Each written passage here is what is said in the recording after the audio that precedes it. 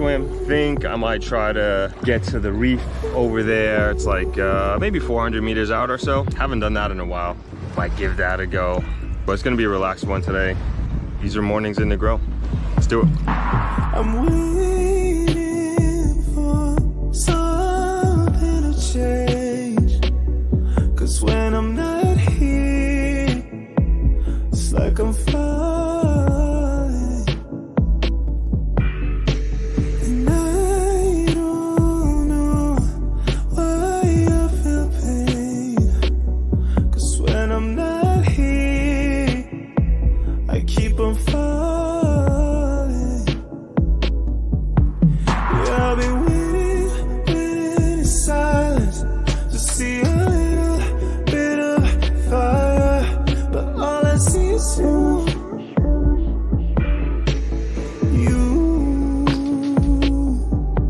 Yeah, I've been waiting in silence to see a little bit of fire, but all I see is you.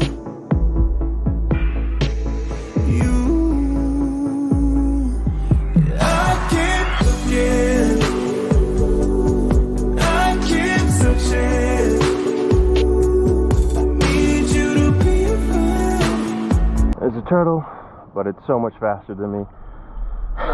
Couldn't catch him. I think he likes those little jellyfish things. I don't know what they are, but I don't like swimming in them. I think the turtle likes to eat them. I think they're like little jellyfish thingies. I don't know. Not too far back, too far out. The reef is over here somewhere. We're close.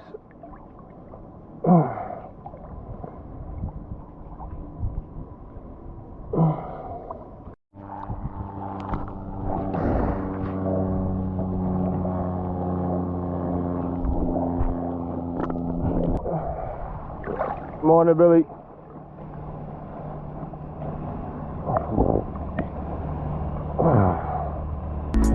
So I feel safe and sound. I can't forget. I keep searching. Need you to be found. So I feel safe and sound. I've been hiding out for days next to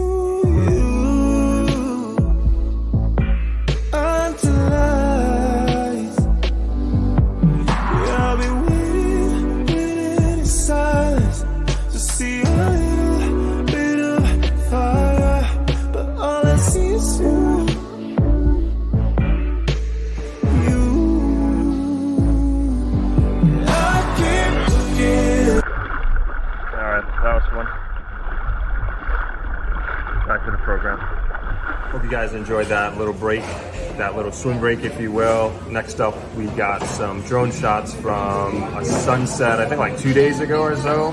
So a few more minutes, then we'll get back to the program here. Enjoy.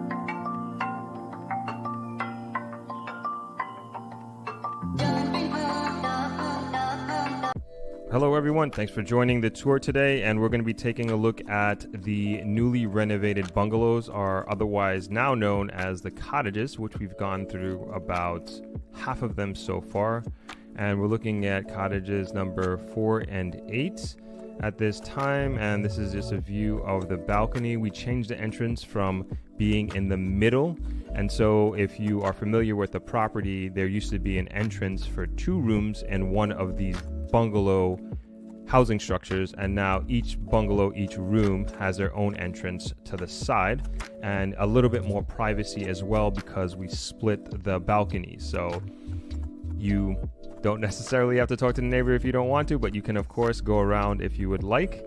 And moving into the room itself, these are brand new beds and frames and new design with the throw pillows and the standard pillows in the back there. And then you can also see the kitchenette unit that we renovated, and we'll get to in a second. Also, we added a working desk with a charging station, so you have USB and also Type-C there as well, right below the television. And that's for anybody who wants to get some work done, especially those work from home people. And this is a wider view of the room, and I just want to make note of the AC, because these used to be fan cooled rooms, and now we got rid of the louver windows, and so now it's completely sealed up, if you will, with, as far as the windows go, brand new windows. And also want to bring attention to the ceilings. So the ceilings used to be flat, and now we brought them up to an apex to give a little bit more room and make it feel a little bit more spacious, but still maintain the coziness. And also bringing some more attention to the far right corner of the kitchenette that we have, and we'll get to that in a second, and also the newly renovated bathroom. So we basically gutted this entire place. Even the floor tiles are brand new as well. And this is another angle of the bed, and just want to bring some attention to the LED bed frame, as well as the embedded nightstands and lamps, and another view of the kitchenette, I should say. And as you can see, it has basically all the utensils and tools that you might need to cook a meal. Included is a mini fridge there down on the left, and a hot plate, coffee maker, ice bucket, all the knives and utensils that you may need to feed a small family. Not necessarily Thanksgiving dinner, but you can definitely chef it up in there, especially if you're staying for an extended period of time. This might be a perfect type of accommodation for you. And that essentially is the kitchen. And now moving on to the bathroom. And as I mentioned before, like floor to ceiling, new floor tiles, new ceiling tiles. Got the LED frame around the mirror just to give a little bit more lights. We changed out the square louver windows for the ship window, I guess you can call it. And we got the rainfall shower head and the glass frame shower door. Even the towel holders, those are all new. And again, trying to bring together everything in the room, the kitchenette, and to complete the cottage experience, if you will. So very happy and proud of how this was done, and really wanted to give a modern look and feel to this new room category, the cottage. And so also with this wide angle, want to bring attention to the closet. So you got some drawer space there, and you got some hanging space as well, and your safe, of course, and the ironing board is on the other side in between the closet and the window there. And yeah, another angle of the room, and also want to bring attention to that long standing mirror there, so full frame mirror. And that essentially is the bungalow, and this is kind of our way of paying homage to my dad and where he started from with this hotel, Travelers Beach Resort. Started right with one bungalow and grew to the 60-room resort that Travelers Beach Resort is now. And my dad hasn't seen it as yet physically. I think he's seen pictures and everything like that. So just want to share this renovation with you all. Hope you enjoyed it, and I will see you in the next one. So back to our regularly scheduled program.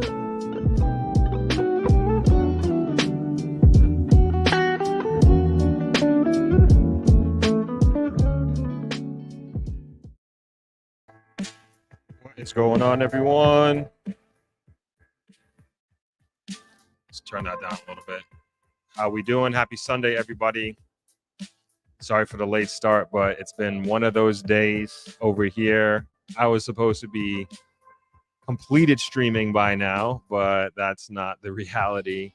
We are just getting started. But that's cool. I appreciate you all joining me. I hope you guys are having a great weekend and a great Sunday. Of course, we have a few updates. I was gonna say this is gonna be a short one, but every time I say that, I jinx myself. We're gonna try to keep it within. We'll go 90 minutes, right? We're gonna try to max out at 90 minutes, but I feel like we have a good amount to talk about. I have a lot to talk about with a few updates happening here in not just Negril, but all over, as a matter of fact. So I wanted to touch on that a little bit, and then have a conversation as usual, as we always do. So keeping it in the studio today, as you can see, and mainly it's just easier to do and then setting up down there since we're so late. So I want to get right into it as quick as possible. So as usual, please let me know where you are chiming in from, what city, what state, what country. Always love to hear it. We are for sure in full-on Throp-X blitz mode in terms of preparing, organizing, that sort of thing. We actually have a press conference coming up in the next few weeks. I'm not sure if I can say the date yet. It's been confirmed, but we just have to have a few key people we got to confirm with them. So as soon as I can get the key off on those people coming to that press conference and that press launch, which we've never done before. You know, we've always kind of kept it internal, kept it in-house here, particularly on the live stream. And so this is the first time that we're really going to be doing a public push, if you will. One thing that I can announce that is like really, I was kind of holding back with Throp-X is that we are going to be having a car show, and that is going to be on the Thursday. Let me pull up the calendar here. I believe it's the 21st, if I'm not mistaken. I just want to make sure. Yeah, so the 21st of November, we're going to be doing it's a full-on car show. We've partnered with ATL Automotive, and they are going to be bringing the best vehicles that they have, which I'm really excited about.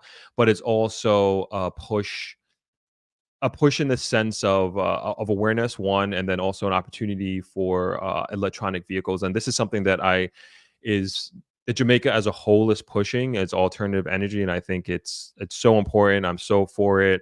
And we are looking to partner with a solar company. We're kind of on the brink, so we don't want to announce that which one we're going to be working with.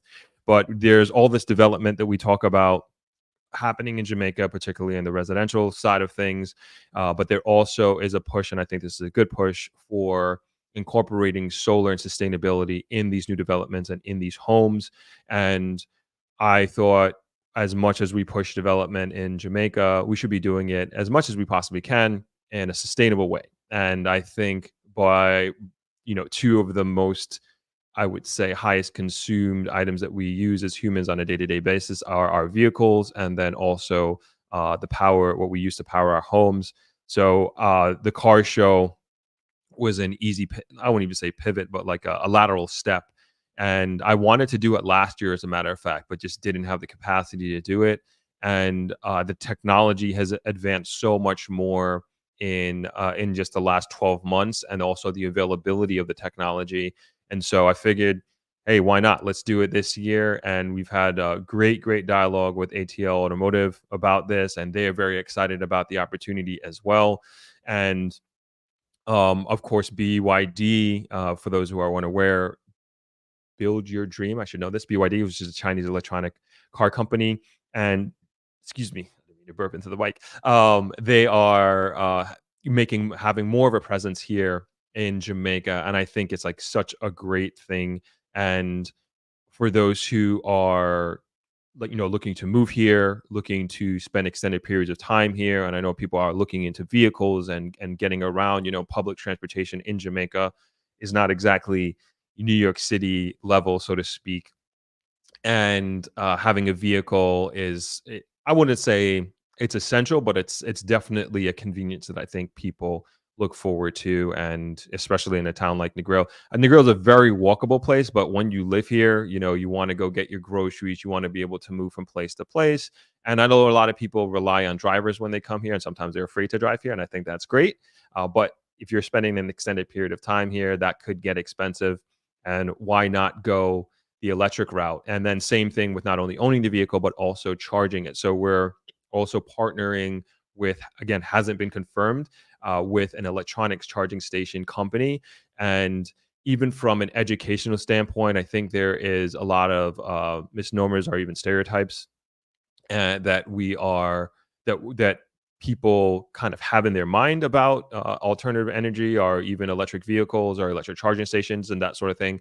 And I think even from an education standpoint, I think it's important that we do this. And again, I think it's very awesome that we're partnering with ATL Automotive, and I think it's a great brand alignment. And on top of that, I think the auto show, which we haven't come up with a name for it exactly, I think it's going to be a great event for the community of Negril, and it's going to be free to the community. So even if you are not part of Throp-X and you're not paying for a ticket, but you're in Negril and you want to come to we'll call it the Negril Auto Show for right now, you are more than welcome to come by. It's going to be here at Travelers Beach Resort, across the street from the hotel. We have just about an acre of land across the street and essentially an open lot, and that's where we're going to be having the auto show. And it should be a lot of fun too. We're going to make a fun, exciting day. We're going to make it an educational day.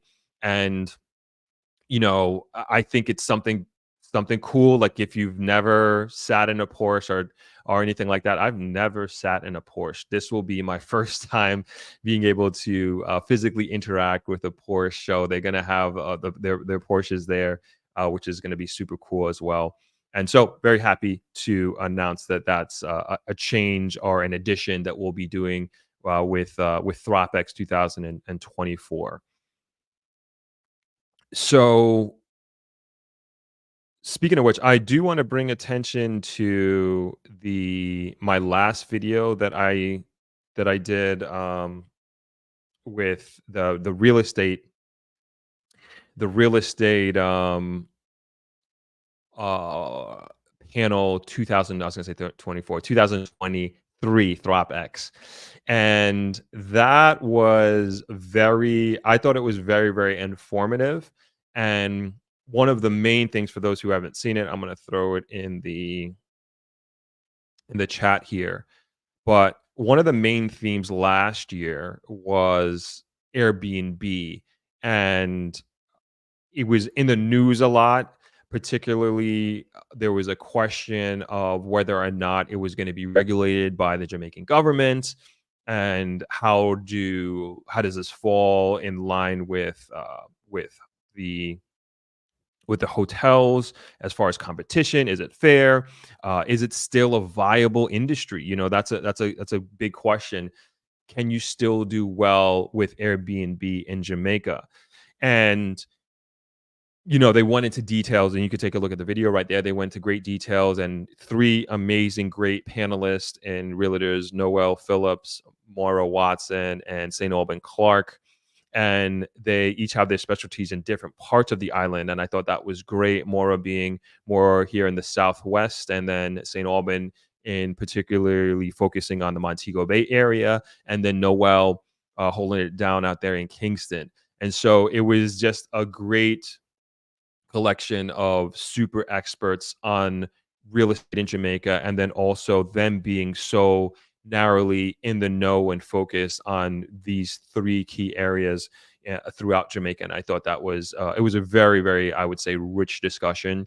And it's still even though it was in November 2023, it's still a very, very relevant conversation. And a lot of the things that they talk about are extremely, extremely relevant. And if that's something that you're interested in and possibly getting into here in Jamaica, it's definitely worth the listen. And they also go through the basics, which I think is important as well, about investing in Jamaica, particularly in real estate.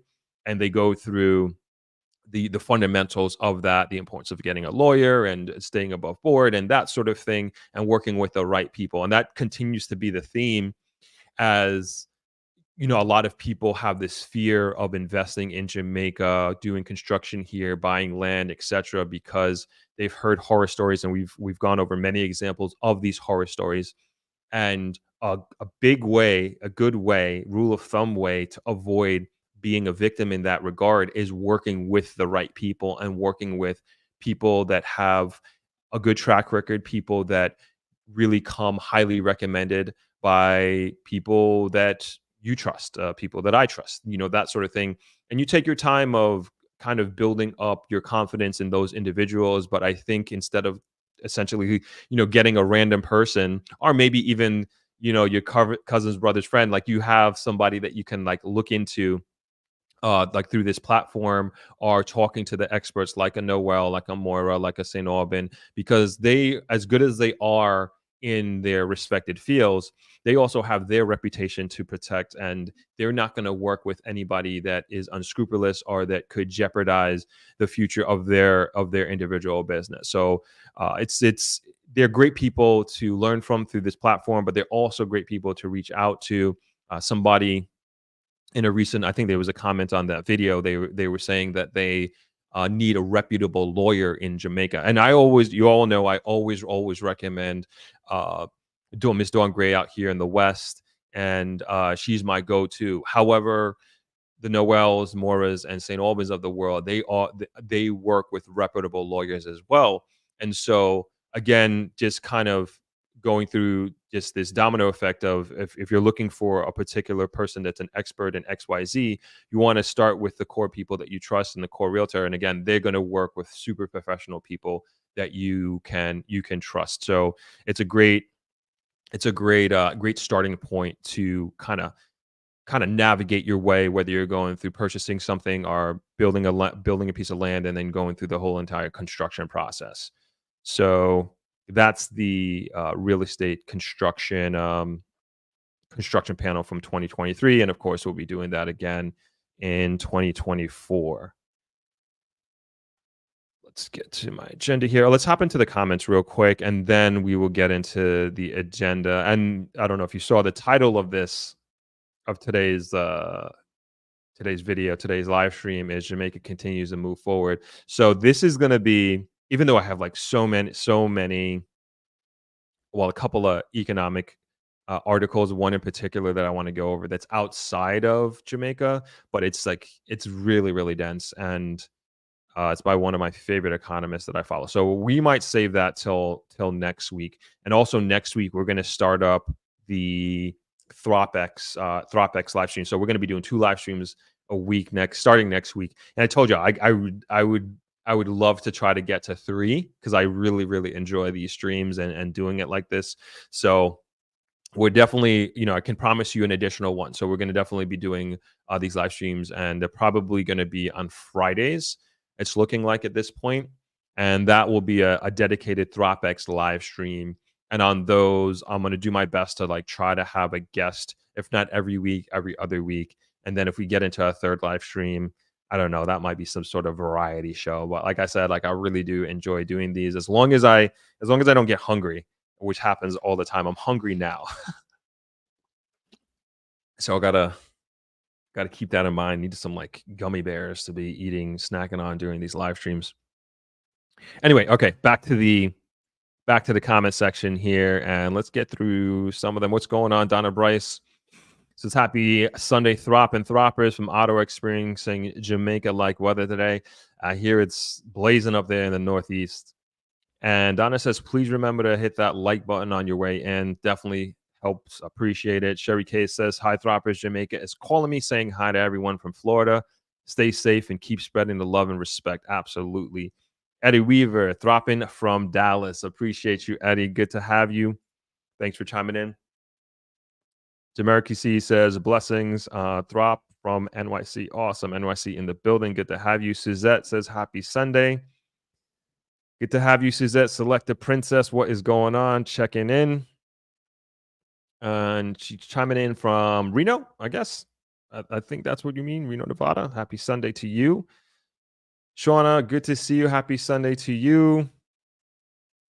SR1, much love from Southwest Florida. Good to have you. Claude, what is going on? Haven't seen you in forever. I hope you are well.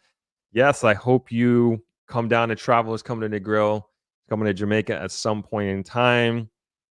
Aaliyah says, Happy Sunday, handsome. Thank you very much. Happy Sunday to you as well, Aaliyah.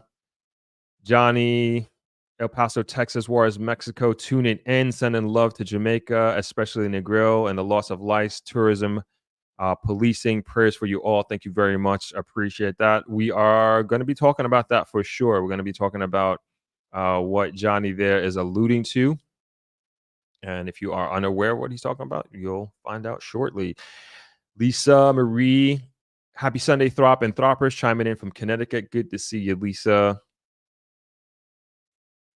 Well, 725, happy Sunday. Oh, what's going on, Chris? Strong Island in the building. Good to have you. Jay says, I thought the video was informative. I think Noel made a good point. Regulation is not always bad.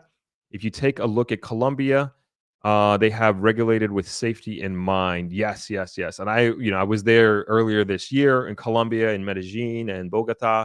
And, I don't know too much of the ins and outs of their regulations or anything like that, but a very developed, structurally developed country.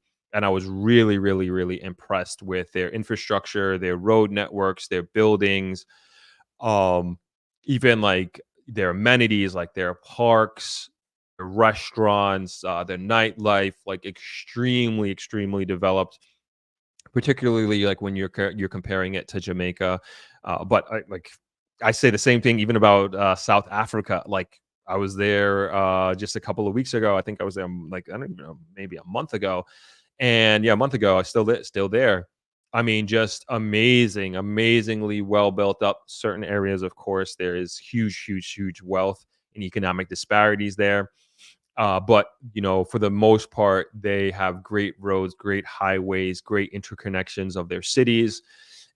Again, their basic infrastructure, like phenomenal. And trust me, I believe wholeheartedly Jamaica is well on its way in that regard. And I think a few years from now, we are going to be extremely, extremely proud of how far we've come and where we and how we got there, really, because we're definitely moving in that direction in a big way. I personally feel so.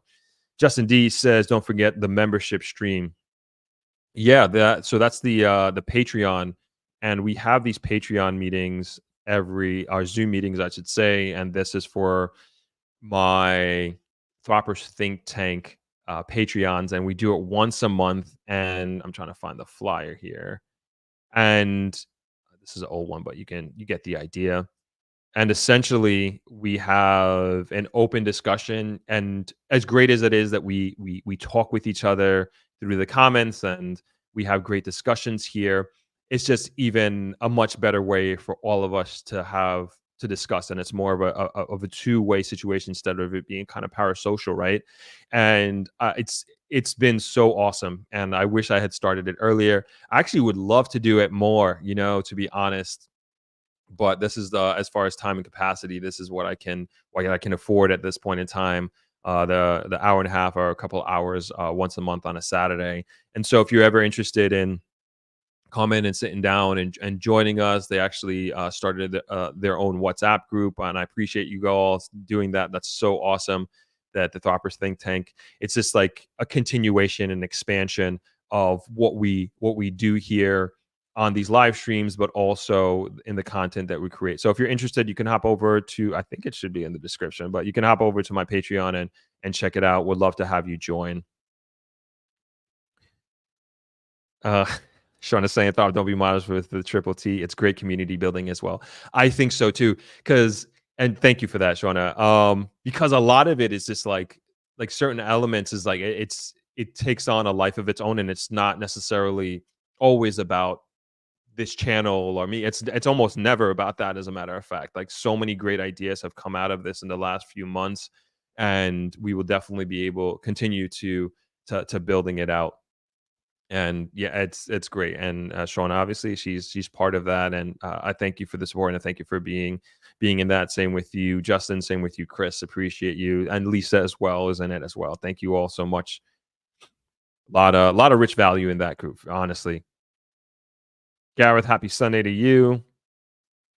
Donna Bryson says the sting operation was wild. Well done. Yeah, we're definitely going to talk about that sting operation. Corey MPA says, "What up, Throp?" From Miami, good to see you. Cynthia, happy Sunday from Canada.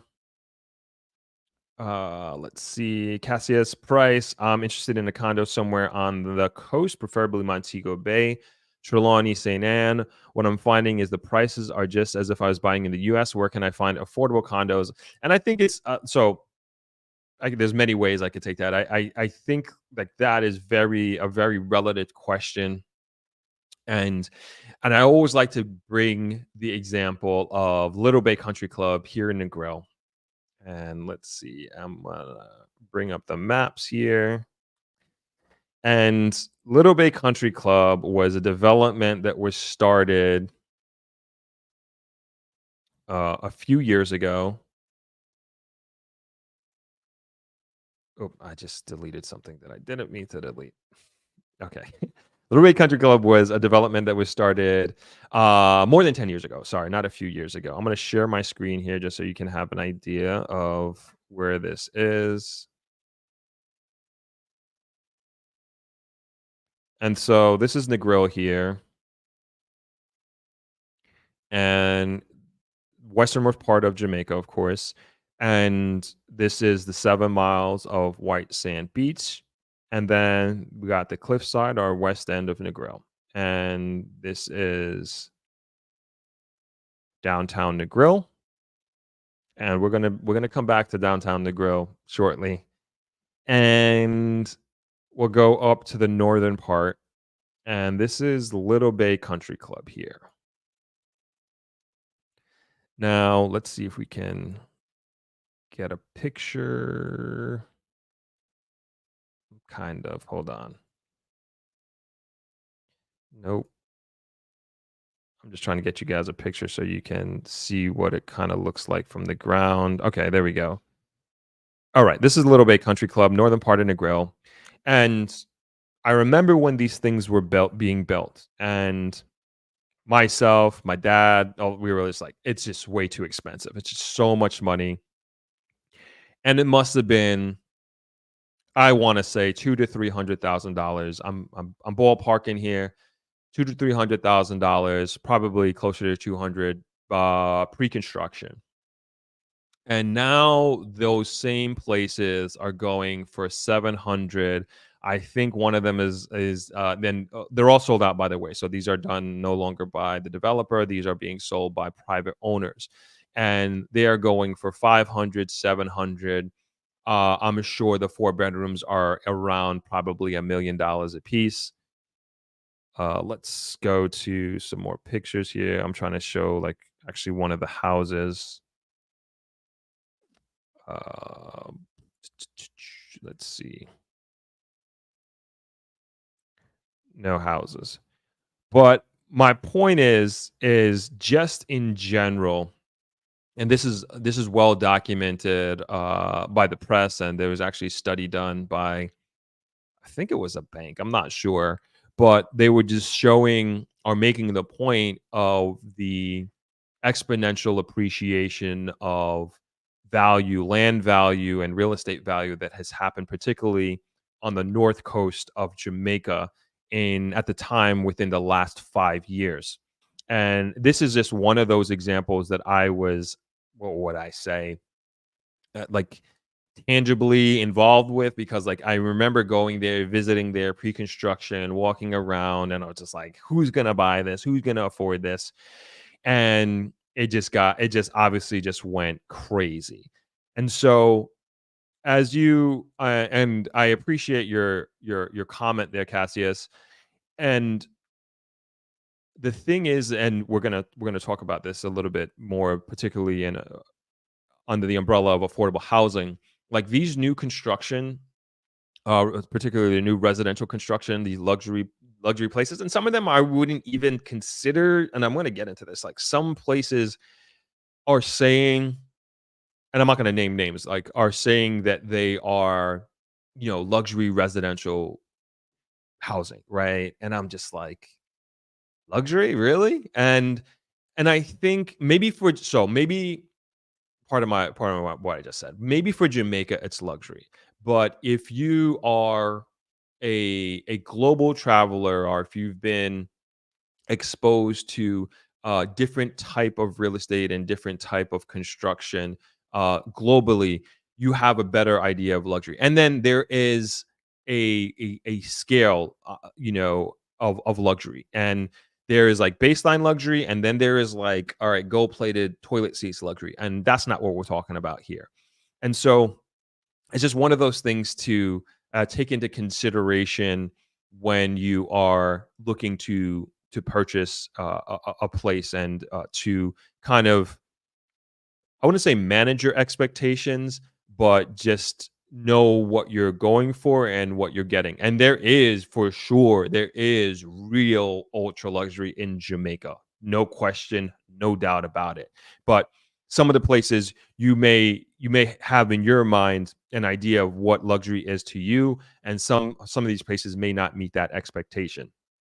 So that's new construction. But I would say, Cassius, if you there are places that you can, and along that corridor, that it would be more affordable that you are able to buy, but maybe maybe what your budget is, you can't necessarily buy into one of these new construction facilities. Maybe it's an existing structure. Maybe it's you buying land and building your home that fits more of your budget, and perhaps you can even get more bang for your buck, so to speak. So it exists. I was actually having a conversation with some folks this morning, asked me a very similar question about where can they get more bang for their buck, without paying high prices. And you're the coast right now, I was saying an example, like here in Negril, like if you're going to try to buy something on the 7 Mile here, which you have very, very limited choices, you're going to be paying at minimum probably $1.5 million US per acre. But if you move to the West End or Deep West End or inland, you're going to get a far cheaper deal. I gave the example of my friend. I think I did on the last drive through that I did with Hurricane Beryl. He bought his property, which is probably about 7,000 square feet, for less than 40,000 US dollars. This was before COVID, and he's building a lovely state of the art, I would consider, luxury villa, in its design, in its decor, in its like just the amenities that it has. And it's not on the beach, but it's a stone throw from the beach, and it's beautiful. And he's done it in a very, very smart way. And you can take a look at that last stream that I did with the drive through at Beryl, and you can check it out. I didn't get out the car, but you can see what it is. And if you went to Throp-X 2023, we actually did a real estate tour of that building. And to me, he is an example of somebody who's not Jamaican. He moved here, started a family here, and he got vested in real estate here, and he saw the direction that the country is going in, saw where Negril is going in, and he invested early and got a good price. So to your point, or maybe to my point that I was making about Little Bay Country Club here in Negril, is that we may say it's expensive now, but it's going to continue to appreciate. I mean, obviously I can't predict the future, but the way, if you just look at the indicators,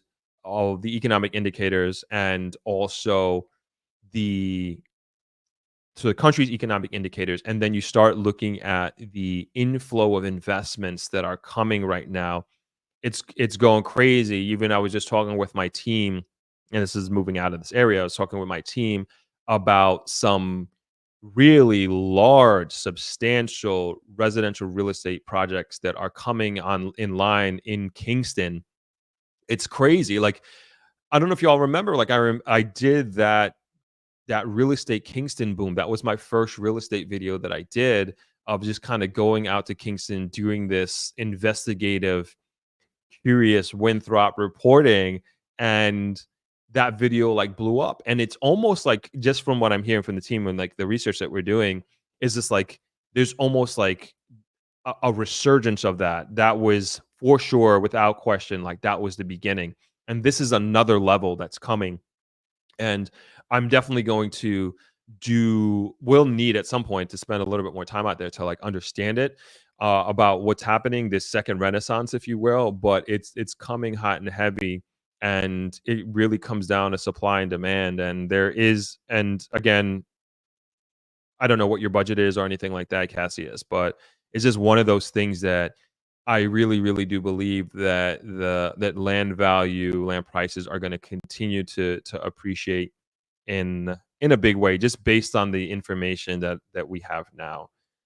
Bunty says, Throp, good wishes, Throp, from north of Toronto, Canada, and Markham, Stouffville. I hope your travels were fun and safe. Thank you very much. Appreciate it. Gareth is chiming in from ATL.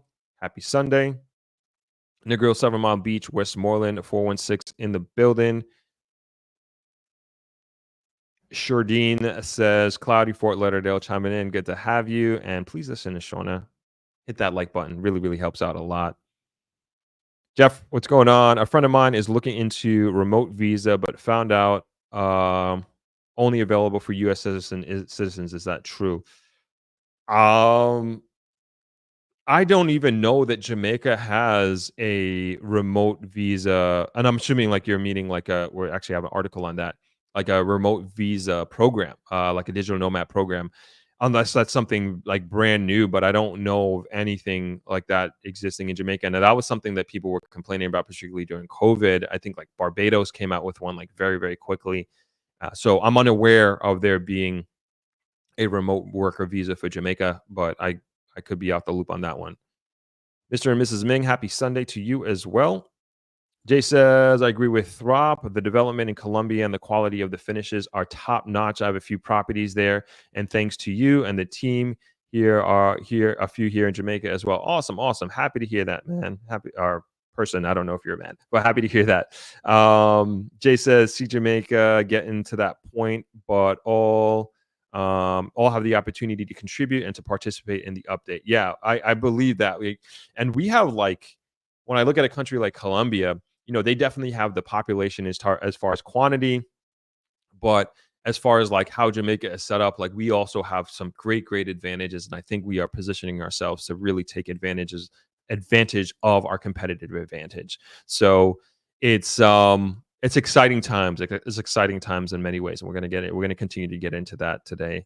Marcia Marie says, blessings all. How are you guys recovering, Throp? We're good here, travelers in particular, but there are still certainly a lot of places, many places in Jamaica that haven't fully recovered. And I was talking with my friend about this earlier last week. And, Jamaica, and thank you for the question. Thank you for the opportunity, Marcia. As a whole, like with this Hurricane Beryl, Jamaica hasn't settled yet. Like we're not settled from this in any meaningful way. Like we got electricity back, we got power back, but like here in Negril, for example. But the power, at least last week, the week before, the power was shutting on and off, and they were doing scheduled power outages. So like JPS is still figuring stuff out. And then my friend who's doing construction, this is an example like how this hurricane has these lingering effects and these economic effects, even from a micro level, but I really think it's affecting the macro for sure. And I don't have the data to support this, but through this one example, I think we can extrapolate the real consequences that we're still living through right now. And so he's doing his construction project on his home, and he has some out-of-town construction workers, electrician, plumber, that sort of thing. And they come to Negril to start working on the place to do construction, and there's no electricity, there's no water, and they can't work. So now, not only do they lose their day pay, or even the couple of days that they would have been working here, and they have to go back home, that construction project is prolonged, and that is going to make that project take that much longer. And imagine like a multiple large scale construction projects that are happening, and like how much that is costing the developer, the landowner, how much that's costing those workers who don't have the opportunity. And then same thing with like even Deep West End, they still don't have electricity. They still don't have electricity right now, Deep West End, Negril. And from what I hear, they're going to be getting their electricity back on the 4th of August. And that's incredibly disruptive for the residents who live there. And just think about from the perspective of a, a person who's without electricity, who has to come to work, do their shift, and go back home to no electricity. And the mosquitoes are crazy here. The mosquitoes are ridiculous here, right? And they're not going to be in the best mood. And also knowing that so many people around you are living much more comfortable because they have electricity, they have water, and et cetera, et cetera. It just plays on your psychology. So there is an economic effect that happens with that. There's a service effect, and so it's my point is like Jamaica is still settling, and there are parts of Jamaica who are very much in full on recovery mode. St. Elizabeth, Treasure Beach, still full recovery mode without question right now. Many of those places are still closed, and the economic impact is just incredible. I don't know what it is in dollars, but it's having an effect. I mean, even the prime minister, obviously, he's recognized it in many ways. And one of the things he has done and announced last week was the I forget which highway it is, but he's not doing any tolls. I mean, that's a relief. That relieves some pressure. It allows people to move faster between city to city, so to speak, and it's also not costing them money, and that helps a lot. That's saving, as they say, time is money, and if we can move supplies from A to B at a faster time at a cheaper rate, it helps. There's a positive economic impact in that. So to answer your question directly, some places are doing better than others, and ultimately, again, I believe Jamaica is still, generally speaking, in settling mode at this time. They're still trying to settle from the hurricane. Simone, what's going on? Happy Sunday to you. Good to see you last week. Carrie says, glad you mentioned Little Bay. I was thinking of purchasing.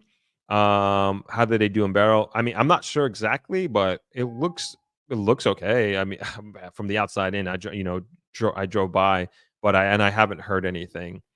Donna Bryce says, if you Google Airbnb, there are photos of Little Bay houses. Yeah. So I won't do that, but you can do that. You can check it out. But thank you for that, Donna.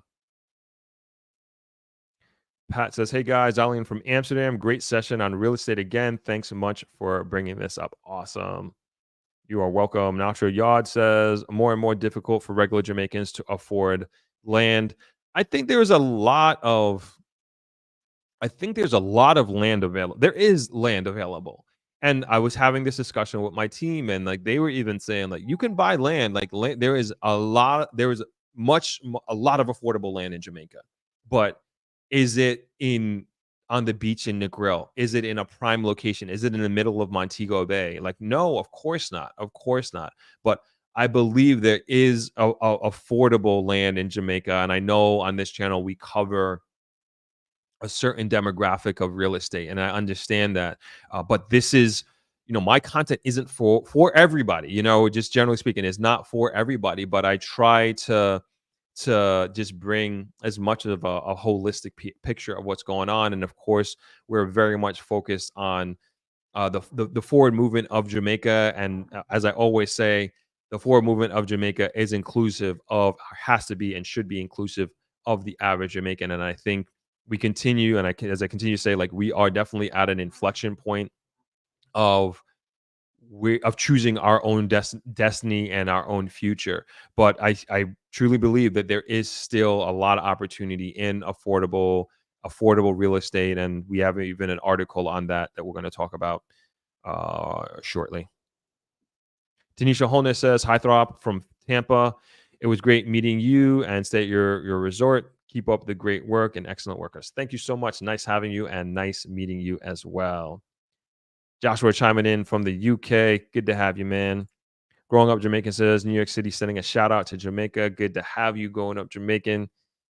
NYC in the building. And N says, hey, good afternoon, all.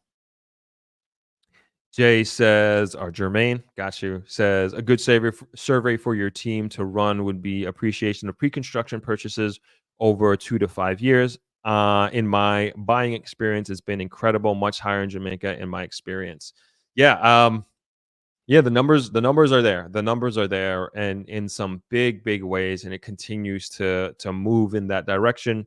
Obviously, not predicting the future to be exactly the same, but there's a lot of evidence to show that things, Jamaica, from a government leadership position, they're making a lot of really good decisions, and a lot of the good decisions they've made in the past are paying off now, and that's exactly what I want to talk about. Joshua says, what's the best way to connect with you? You can shoot me an email, Joshua, throp@thropmedia.com, and I'll be more than happy to connect with you that way. Or you can shoot me a DM on Instagram at Throp, and we can talk. So, all right.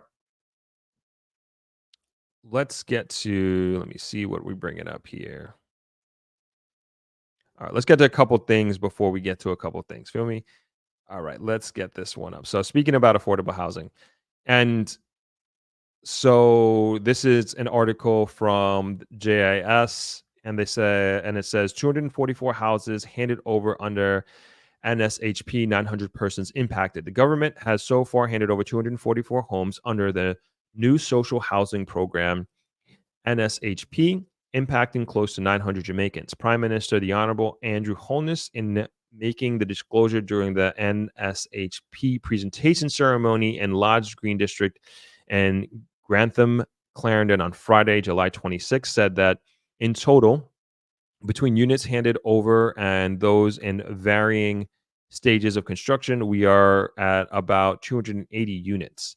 We hope that by the end of the year, we will be somewhere just over 300. And this continues to roll out. And I feel like a lot of this doesn't get recognized, that there are so many of these housing handovers, if you will, and the government is doing a lot. And of course, I will say, like, not at the pace that we would like, but there are things happening. And I remember, like, and I don't mean to make this sound like in a negative way. I don't know if you saw that video with Mr. Beast, and he came to Jamaica and he built X amount of houses for some Jamaican families. And people in the comments were like, oh, he's doing more than the government is doing, and they're doing stuff that the government should be doing. And I'm just like, that's not the case. That's not the reality. The government is doing tremendous amount of work when it comes to housing. And again, I'm not saying I'm necessarily happy at the pace in which it's going. And of course, the families that are in need of them, that don't have the houses, they would like it to happen faster. But to say that nothing is happening, that's ridiculous. That's just ridiculous. And that is not the reality. And as much as people like to complain about the government and point fingers and that sort of thing, we have to give credit where credit is due. And I think they're doing a lot in this regard. And so as I talk, and one of the main reasons why I bring this up is because we always mostly talk about these new housing developments, whether it's the Pinnacle or Suncoast development in St. Thomas, or stuff happening here in Negril, whatever have you. I think it's important to bring up these as well, as like I said before, keeping the average Jamaican in the forefront of our minds as being a priority as Jamaica move forward, as Jamaica is on this really, really great trajectory. We really, it just shouldn't be a situation where a small percentage of the population is really feeling and benefiting from this. Because I've been to countries like that. Colombia is one of those places.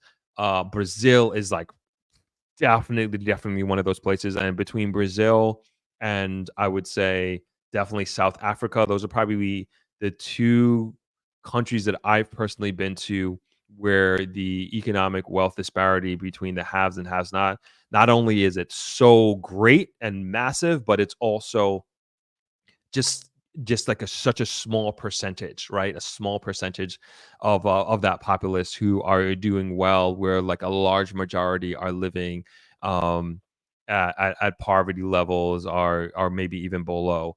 And so I don't I don't see that being the future for Jamaica. I don't, and I don't feel as if the leadership is going in that direction, but nonetheless, it's important to hold them accountable to make sure that that doesn't happen, and that we don't leave behind the average person and the average family, and that we are really thinking about them, their future, and opportunities for the adults in the family, and for sure opportunities for the kids in the family. So that's that. Um,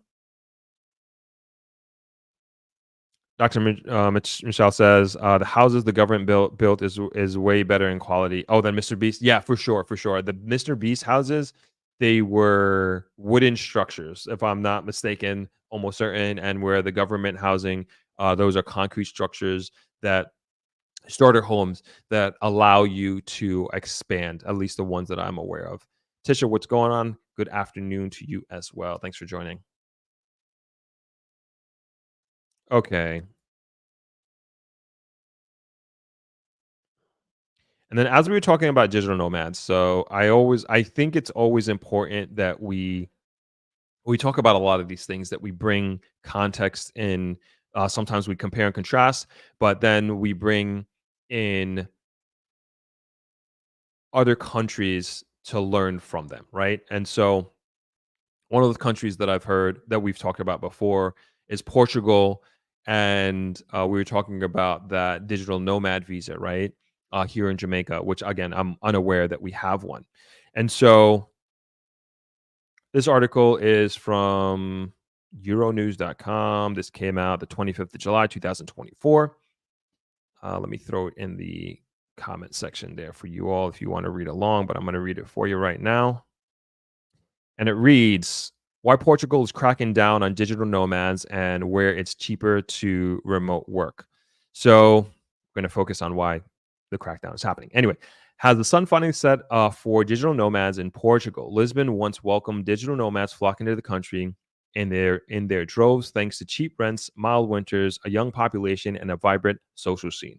But this influx of approximately 16,000 extra people on top of the annual tourist figure of 6.5 million has started to leave a sour taste that no amount of pastel de nata can fix. I don't know what that is, but it's probably some sort of food, I'm assuming.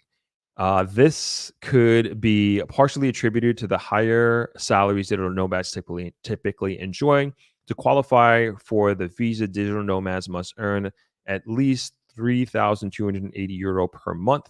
This is often double the salary of locals, 50% of whom earn €1,000 per month on average, and has driven inflation across the board. It's also worth noting that Portugal, one of the lowest minimum wages in Europe, coming in at €957 per month, compared to Ireland's €2,146 per month, Luxembourg's 2,571, neighboring Spain's 1,323. The country is also in the grip of a housing crisis that is being felt most acutely in cities, according to the International Monetary Fund. House prices in Portugal have doubled since 2018. Rents are also crippling Lisbon locals, with the average rent for one-bedroom apartment now standing at €1,200, an increase of 70% from December 2022 to December 2023. Digital nomads can expect to pay upward of €2,500 per month for a short-stay apartment during the summer, while a family of four now pays between €2,100 to €23,000. Eating out has also become pricey.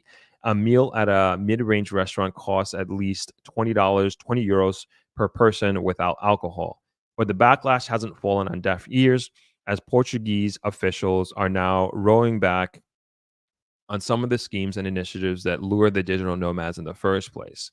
This includes ending the non-habitual tax residency (NHR), which facilitated a flat income tax rate of 20% in January of 2024. But not everyone agrees with these measures. Portugal was attracting some of the brightest minds in the world with the NHR. Ending this talent attraction tool was the biggest mistake our previous government did, said Goncalo Hall, the CEO of Nomadics, a global platform for digital nomads based in Portugal. The NHR was a powerful tool. Spain kept their own version of it, and many people who were interested in Portugal are now moving to Spain or Dubai, he wrote on his LinkedIn. He likened the mass exodus of digital nomads to a brain drain. Portugal will lose population again in 2024 after a historical year in 2023 where we didn't lose population, he wrote. Instead, he suggests that the government needs to adopt a countrywide strategy of decentralize and attract talent to other areas of Portugal, including the Algarve, Porto, and Madeira. Additionally, the government's mass habitação legislation passed in 2023 aims to increase the availability of long-term rental units over short-term lets. The program also protects renters against rent hikes. Rents cannot increase by more than 2% in houses rented in the last 5 years. In 2023, the government also decided to suspend new Airbnb and short-term rental licenses in apartments and accommodations that are in buildings in popular coastal areas. Separately, those age 65 and over or have an illness cannot be subjected to new urban lease regime legislation enacted in 2019, which allows landlords to increase rent by almost 7%. The good news for those afforded the luxury of remote work from anywhere policies that Portugal's lost is the rest of Europe's gain.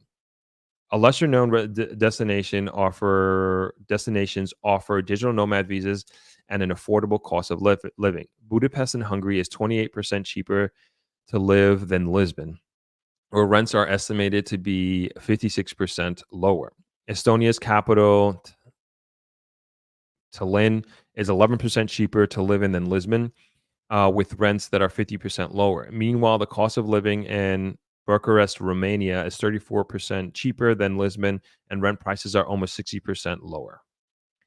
And so, yes, I bring that up, as always, like when I bring these things up, is there's a lot that can be learned about this. And I don't know if you've heard this in Barcelona. I used to saw on the news, like they were like the locals were shooting water guns at tourists because of the impact. Sorry about that. The impact that it's having on their local economy and the inflation. And so, from an economic standpoint, I think it's important that we keep these examples that are happening in other parts of the world in the front of our minds as Jamaica moves into this developed phase, and I believe we're going to get there. And this is economic report that came out by I think it was the IMF in March. I was reading through it. Like, it's incredible. Like, we're doing really, really, really well economically. And so, learning from, what's happening in Portugal, it's like, to me, in my mind, to the point of that CEO, it would be so phenomenal to have that brain power in Jamaica, right? And having digital nomads that are, maybe they're working in tech, or maybe they're working in marketing, or whatever industry, and they come to Jamaica and they start working here. Maybe they start setting up a business eventually. But even having that person or group of people, the touch points that they have on other people here, the conversations that they have, the ideas that will come, it's something that you can't predict, like what that sort of cross-pollination will do to the community, that will do to people already living here, people who are visiting here as well. And I think there are a lot of benefits. And as I always say, when a lot of people ask me, like, oh, what kind of impact would I have if I retired in Jamaica? And I'm telling you, like, so many people, especially, if you have all this experience under your belt and you retire here, like, your presence alone is going to have a tremendous impact on your immediate community, the people you talk to, the people you sit down with. And these are not necessarily like any sort of like intentional conversations that you're having to, move the yardstick forward or anything like that, but it's just a matter of just being yourself in a community. Like, you're gonna, especially a small community like Negril, you're without a doubt gonna have like rippling effects. And again, imagine having a bunch of digital nomads here doing the same thing. However, on the cautionary side of things, you can see that there could be potential consequences that we don't necessarily want to have, right? Raising rents, to the point where uh, it's making locals feel the effect of that in a negative way, and they feel disenfranchised by the presence of these folks. And there are ways, in my mind, there are ways that we can counter that. And it's those, what would I say? Those types of areas, I would say, are like a first to market situation. So I consider, when I think of digital nomadism, if you will, I think of Bali. That's the first place that comes to my mind. I think of Tulum, Mexico. I think of Medellin, Colombia. Like, those, I would say, are like the OG places for. And if anybody has any other ones, please let me know. But in my mind, those are like the OG places that I think of when I think about digital nomad, of this whole mindset of leaving America or Canada or the West or whatever, and being able to work remotely and living in, I will say, paying, paying, for lack of a better term, paying third world prices, but living a first world lifestyle. And that was like the whole thing with digital nomadism, right? That, particularly in Bali, I've never been to Bali. I'm trying to go there this year. I've never been there, but I follow like a lot of YouTubers who've picked up their life and have moved there. And so the thing with Bali is, the food there is incredible from what I can see from YouTube. And it's not only really, really good, it's like extremely affordable. I'm talking about $2 to $3, and you get like a full meal. I've been to Thailand, which is in the area, and it's like, I would say Thailand is like a kind of like the same thing. Extremely, extremely affordable. And you get, not only from the food perspective, but even the housing. And then also from like a cultural perspective, it's just like peace, and then you also have what do I say, the natural topography, things to do, like if you're an adventurous person. And like, these are, I know I'm conflating Bali and Thailand, but like, it's the same thing. Like, it's a beautiful, beautiful country. And then, for rent, buying land, I mean, then there's so many YouTubers who have bought land and they started building their houses out there, but in Bali, I'm talking about, and they're living these great lives. However, a consequence of them sharing their story and sharing how they've done it and building up their fandom and their subscribers, they've shown the world and other people the way and how to do it. And they have moved there in droves and tried to emulate many of these influencers' lives and what they've done, and they've got inspired, and that's great. And that was the point of them creating this content, right? But they've kind of built the Frankenstein, where I don't remember the name of the exact city in Bali. So there's this one creator that I follow, Christian LeBlanc. He's from Canada, and he was like a huge, huge inspiration for me to start this channel. Humongous. And I've been following him for years. And he even made a video that he kind of created this monster through his content, where it's no longer affordable. It's no longer, and particularly in the city or town that he lives in, it's no longer this cheap, affordable place, because there's just so many people from the West who are calling it home. And um supply and demand has a lot to do with it. And going back to the Barcelona example that I was saying before, like, we talked about this a couple of years ago, where we read an article talking about the residents there being extremely upset because the landlords and the landowners are focusing more on short-term rental, because they can get so much more money.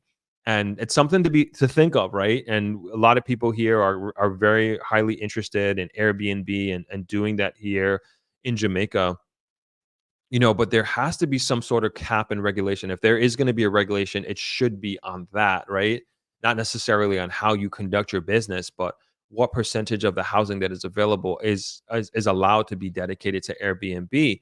And you know, I definitely believe in a free market for sure, but at the same time, we have to be careful because if it's so free that the people who have the money to build these houses, that they are deciding I'm not going to rent to locals because they can't necessarily afford, say, for example, purely example, if a landowner, Airbnb owner in Spain, they normally get, say, $500 a month.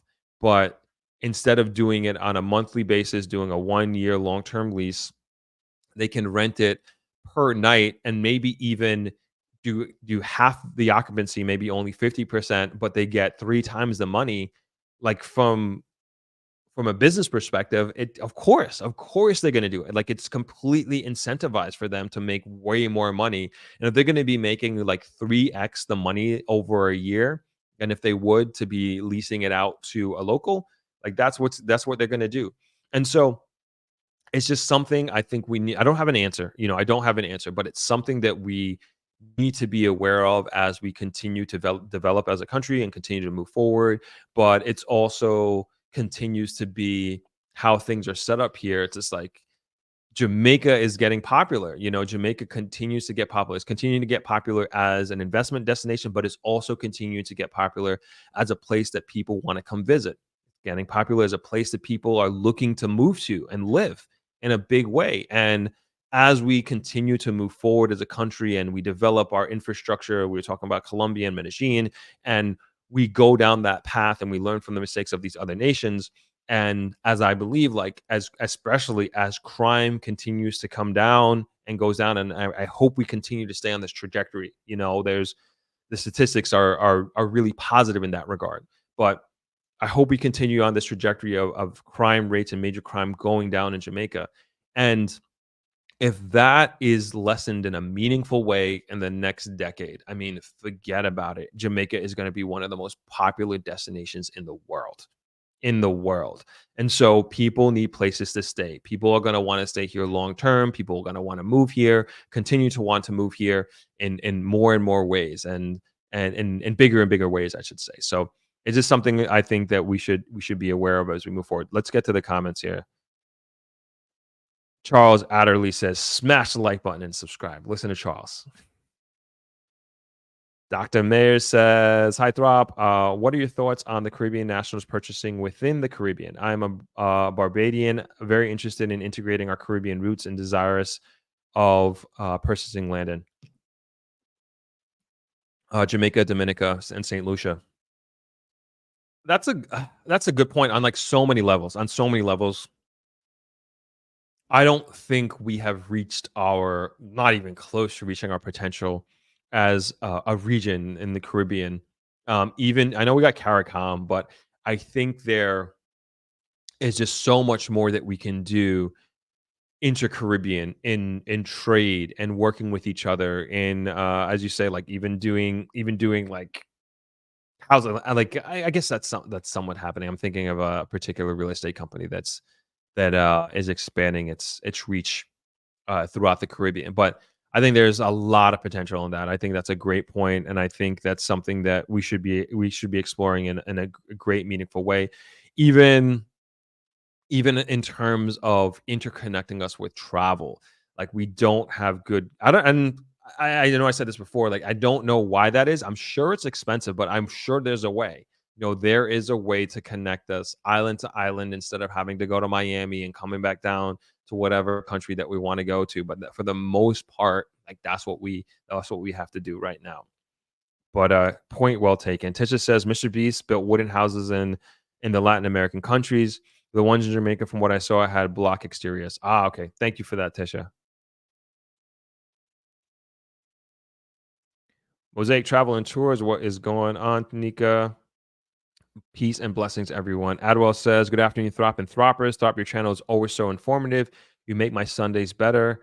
Bigger things await you, my son. Peace and much love always. Like up the likes, people. Thank you very much, Adwell. I appreciate that so much. Dan says, Winthrop, thank you for supporting all the Jamaican venues. My wife and I met you and your brother at a weekly meet and greet back in June 2006. You had just come from New York. Thanks for you all for all that you do, DNT. Oh, appreciate that. Awesome, awesome. Thank you so much. What's going on, Mark? Good to see you. Mark says, greetings, Throp, Throp family. Just checking in. Late from Brooklyn, the podcast sounds very developing and motivating towards the efforts of building out Jamaica. Thank you very much, Mark. Bula from your Fiji fam, Auntie Bula. I'm supposed to be in Fiji right now, everybody. I'm supposed to be there right now with the family, but I had to cancel my trip. I think I mentioned this before, due to Beryl, but that's okay. We're gonna get there. Tell everyone I said hi, Auntie. Empress says, good afternoon. Looking forward to Throp-X. Awesome. It's going to be great. It's going to be great. I don't know if you were here, Empress. We were talking about the car show. You can scrub back if you want to hear. I announced that we're going to be doing, we have a partnership with ATL Automotive, and we're going to be doing a great car show on November 21st here at Throp-X. Darnell, man, thank you. I always appreciate you, man. Always supporting the channel, man. Thank you so much. Darnell says, get up the likes, Throp. It's possible to have an open market and not push the locals out. In all the countries you listed and others, no one has done it successfully. Supply and demand always wins. Thank you for the donation again. Yes, you're right. You're absolutely right. And we just got to learn from them because, again, they were the first countries to do this. And I don't think that they knew what was happening. I think it was just like, oh my gosh, there are these people who are coming in with money and they want to live in our country. Welcome, welcome, come. And they're spending money, they're renting, they're buying food, they're going to facilities, they're enjoying the country. And so you continue to welcome, and you see this positive impact that it's having on the country economically. And then on the back end, you don't even realize how it's affecting your residents, right? And so now we know this, we know that this is happening. We understand that this, and from so many examples around the world, and there's no reason why we should be doing the same thing that they're doing. There's no reason. Like, we see what's happening, we see what's going to happen, and like, even a lot of people always say, hey, how come you're always comparing Jamaica to Brooklyn, to New York City? It's not the same. It's not the same. I'm like, y'all don't get it. Y'all don't get it. We're comparing, and you have to look at it like this. We're comparing a mature market to a developing market. And I'm not saying Jamaica is going to be an NYC or anything like that, but human behavior is human behavior, and incentive really, really, really pushes and determines what's going to happen.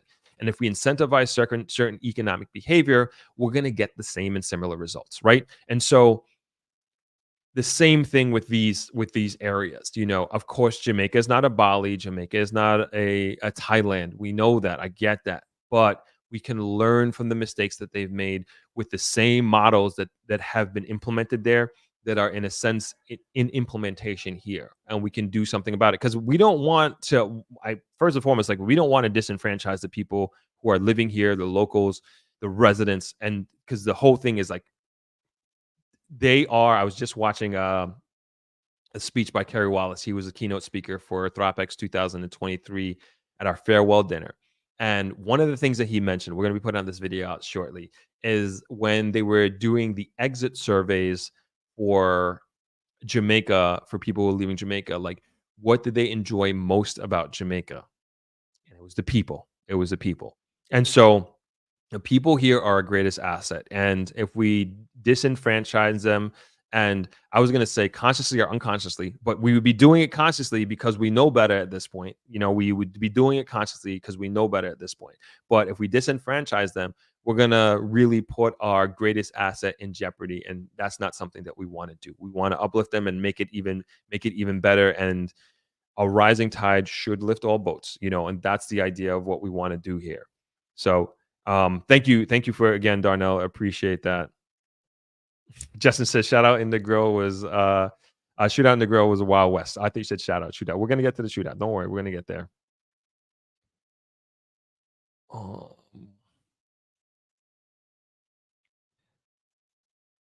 Pat says Thailand, Malaysia too. Been to Bali, Throp, full of digital nomads. Indeed, but now nearby islands are also emerging since Bali is oversaturated. Hence, focus on Sumba and Lombok Islands. I'm unfamiliar, but I take your word for it for sure. Gareth says, but the weather in those other countries sucks. And which countries? The only thing I didn't like about the weather, I would say, in which country I'm thinking of. No, it wasn't Thailand. It was God. I mean, I was gonna say the humidity. Thailand was humid. Thailand was very humid, I have to say. Super, super humid. But it was Singapore. I don't know if it was the time of year. Crazy humid. Crazy, crazy humid. Amazing country. Loved it, but crazy, crazy, crazy humid. Jay says Bali Medellin exchange rate is greater than 4,000, and the food price is incredibly affordable. For it to work, that mix has to be satisfied along with stable internet. Jamaica is a bit expensive when compared. Jamaica is very expensive. Like Jamaica, and I've been saying this, Jamaica does not fit into that category or mindset at all. Like the whole mindset of I'm gonna pick up my life and move to a country and it be far cheaper and I get this first world living. Like, no, no, no, no. That's not Jamaica. And I think that in a big way, that's why that hasn't happened here. Jamaica is a relative to those countries is an expensive country for sure. Like that's not why you're gonna move to Jamaica. Like to me, if you're don't get me wrong, if you're living like in New York City or San Francisco, yes, it probably and you're earning that kind of money, it'll probably be a joke to you for sure, for sure. Don't get me wrong, but it's not like again Medellin. I was there, incredibly affordable. The food, everything, Uber rides, and I don't the lifestyle is also good. The only thing for me is like I didn't speak Spanish, so like I didn't really like fully like embrace a lot of things. So like I feel like I missed out on a lot culturally. But I can say South Africa, particularly Cape Town, I could easily move there. I could easily live there. Great country, great like super affordable as well. From a lifestyle perspective, and yeah, first world in its infrastructure for sure. First world is in its infrastructure for sure. But I will say with both Medellin and Cape Town, da- it's dangerous, man. In either country, I never felt like my life was in jeopardy or feared for my safety or anything like that. There was one time in was I in Bogota? I think I was in Bogota. No. It was in Medellin.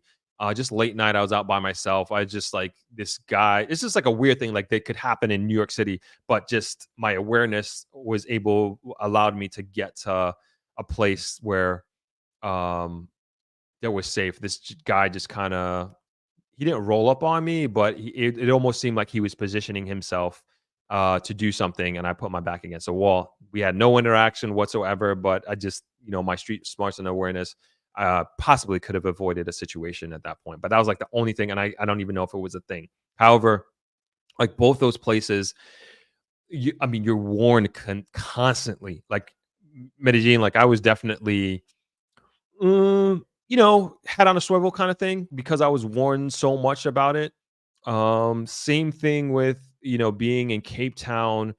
Like they were just like, you got to watch your phone. Like and I told this story a couple of weeks ago when I first came back from Africa. Like I was trying to go for a run at both Johannesburg and also even in Cape Town. They just told me like that, like I was staying at two pretty nice hotels and they were like, no, they told me emphatically, you're going to get robbed. Like they're going to take your phone. I was like, I don't roll with my phone or anything like that. Like still don't go. And they were just like, you have to take an Uber to go to this area so you can do your run. And so when I bring that back to Jamaica, I'm just like, this is not a place where you're going to walk down the beach and somebody's going to pickpocket you. Or if you have your phone in your hand and you're listening to your music, somebody's going to run by and take your phone. And I'm not saying it doesn't happen. I'm not saying that doesn't happen here, but it's not to the point where I have a hotel here where I'm telling all my guests, like, watch out. There's a high likelihood of you being robbed. There's a high likelihood of this happening to you. And in both those countries, like I was warned over and over and over again about that happening. These crimes of opportunity, so to speak, and you don't have that here. And I also brought this up, like, I just don't understand how Jamaica compared to South Africa, when you look at the travel warnings, and Jamaica is considered a higher level risk than South Africa. I don't get it. I don't get it. You're not coming off the plane here in Jamaica and people are telling you don't go outside. And like that's what it is in South Africa. Like people like everywhere I went, every hotel I went, I was getting all these warnings. Again, nothing ever happened to me. I never felt, actually there was this one time, uh, but I never felt in fear. I was in an Uber in South Africa in Cape Town, and it was during the day, and we were going from my hotel to like some like walking boardwalk area.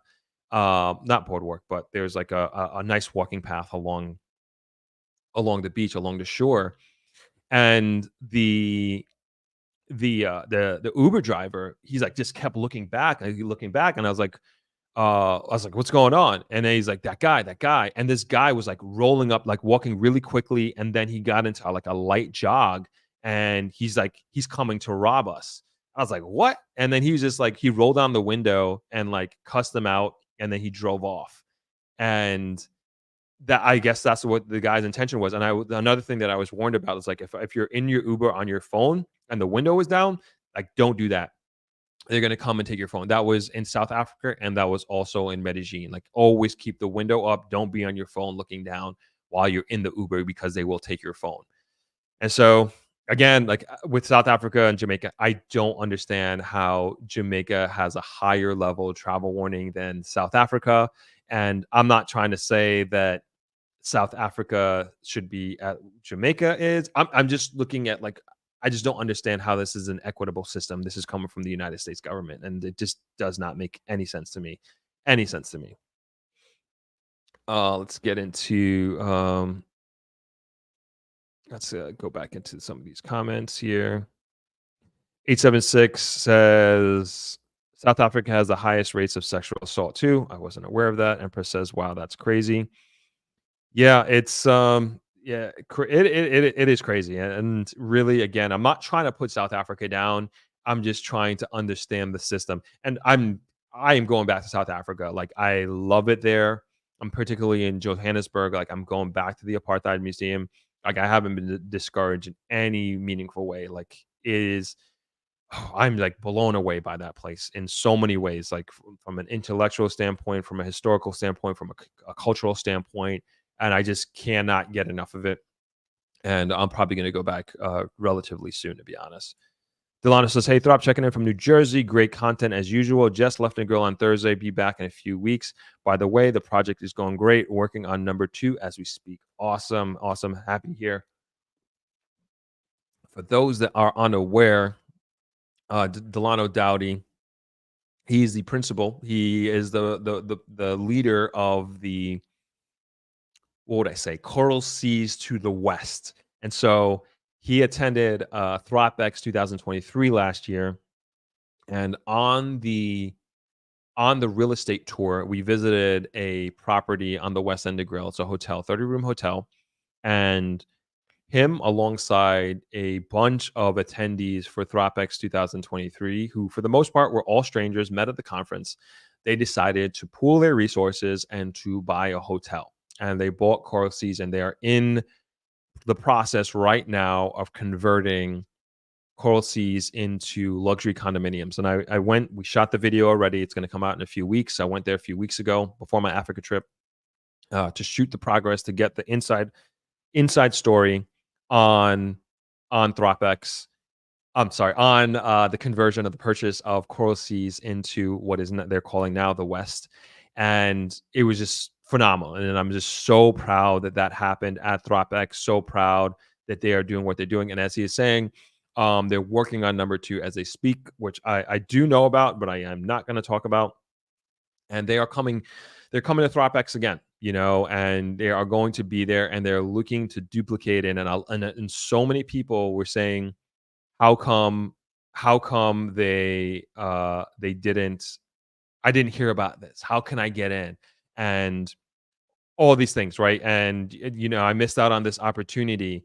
And I say, you haven't, because they're doing it again. And as I say, and I always say, it's like there was so much opportunity in housing in Negril. It's unbelievable.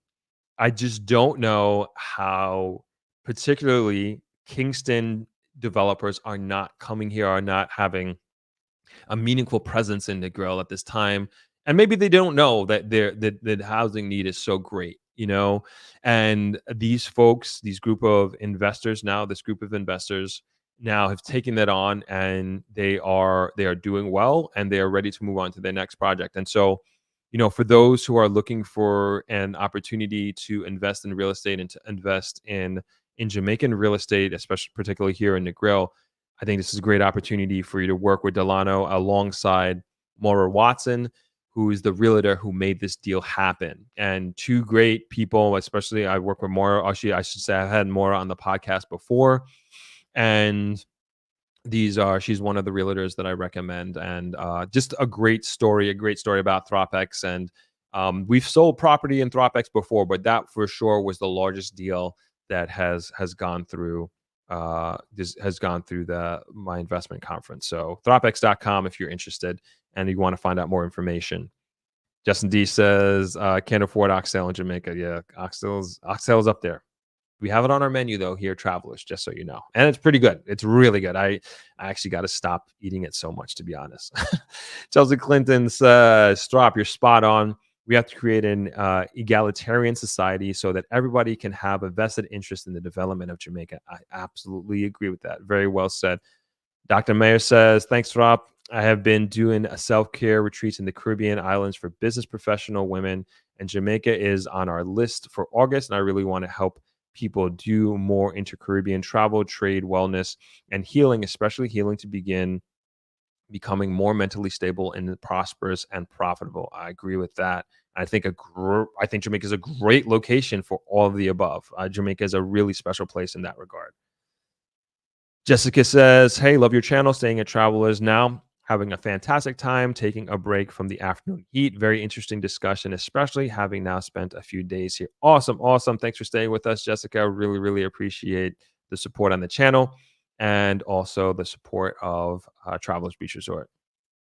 Darnell says, I always have my AirPods in. They will never get me. Oh, boy. Monica Wells says, hi, Throp. Happy Sunday. Bless up. Happy Sunday to you as well. Monica, TNK, many more Americans travel to the Caribbean than Africa. I would think that's true. Gareth says, you were comparing Portugal with Estonia, Romania, etc. Might be reading that out of context. Sorry about that, Gareth. Darnell says, tell Delano I want to be the first to know when they are available. It's a beautiful property. You hear that, Delano? You have another possible partner for your investment group there in Darnell. Well, you guys already met. You guys met at Throp-X last year, right? So I hope you guys have each other's contact information. If you don't, let me know, Darnell. Let me know. Donna Bright says, I always laugh when I remember the week Canada issued a travel advisory for Jamaica. It was the same week that Prime Minister Justin Trudeau flew to Jamaica on vacation with his family. Yeah, I remember that. That's crazy. Like, I don't understand that. Please, somebody make it make sense. Empress says, Jamaica is my ancestors and Negril. Awesome. Jay says, that's a VA waterfront, Throp, Cape Town. Yeah. Avoria Jones, blessings, Throp. Thanks for keeping us informed. Avoria from Maryland. Thanks for joining. Appreciate you. Donna Bryce says, Travelers now has oxtail on the menu. Yes, we do. Jay says, will they have units in the building for sale or only initial investors? Delano, you're going to have to answer that for me. I'm not sure. I'm not sure if Delano's still there. Mosaic says, hey, Delano, happy to hear the project is going well for you. You know, my take, nothing but love, and wish you all the best. Always hope to see you at the next Throp-X conference. Yes, hope to see you all at the next Throp-X conference. Lizzie Wilson says, hello, hi from Cape Town, South Africa. Awesome. Hi, good to see you. Good to have you on there. And let me know if I'm saying anything untrue about Cape Town and my experience that I shared with everybody. All right. I think we're gonna take a quick break. Let's see. All right, we're gonna take a quick break. I will be back in like 3 minutes here. If I could find the break video that I was gonna put up here. All right, which one should we do? I know I owe you all new break videos, but it's just been very difficult to find the time to do this. But we'll be right back. We are doing a semi-quick walkthrough of Travelers. This is our welcome home sign. Whether you came here for the first time or you've been here many times, it's always welcome home. Here is the lobby.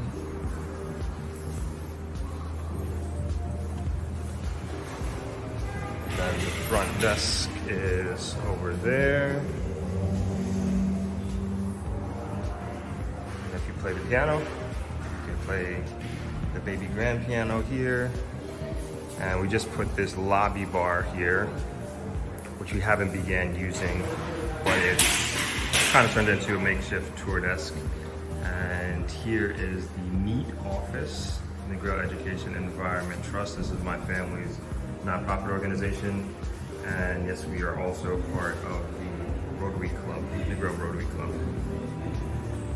Okay, moving on. So we're stepping into the garden area here. And here on the left is the bungalows. This is actually the first room category that my dad started with.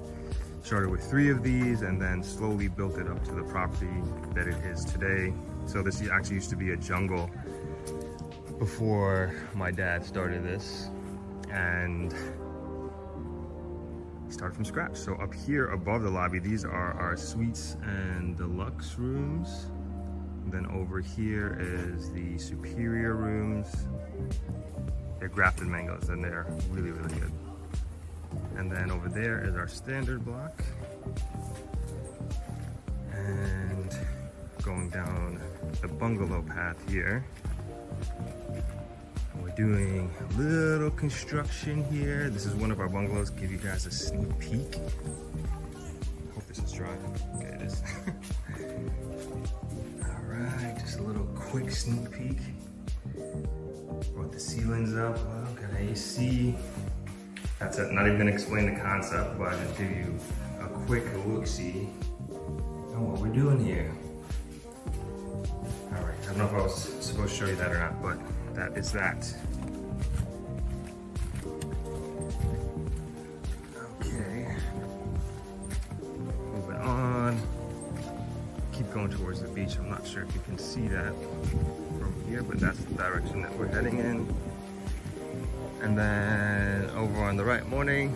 All right. And over on the right is the pool area. Let's see if we can walk across.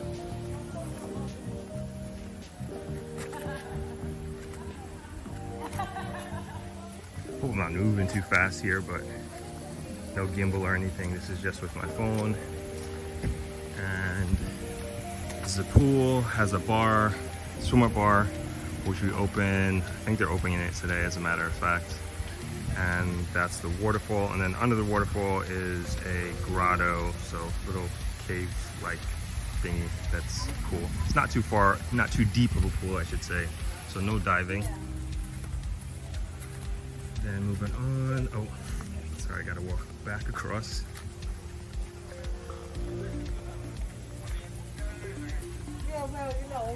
And then over here on the left, we got our gym.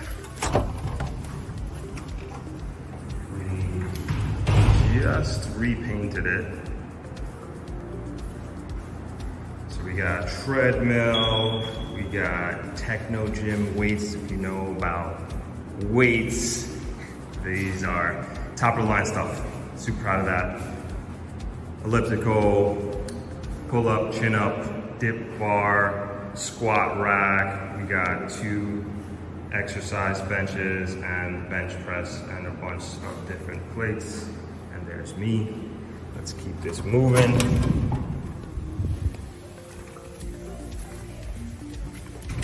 And then here we got the family room.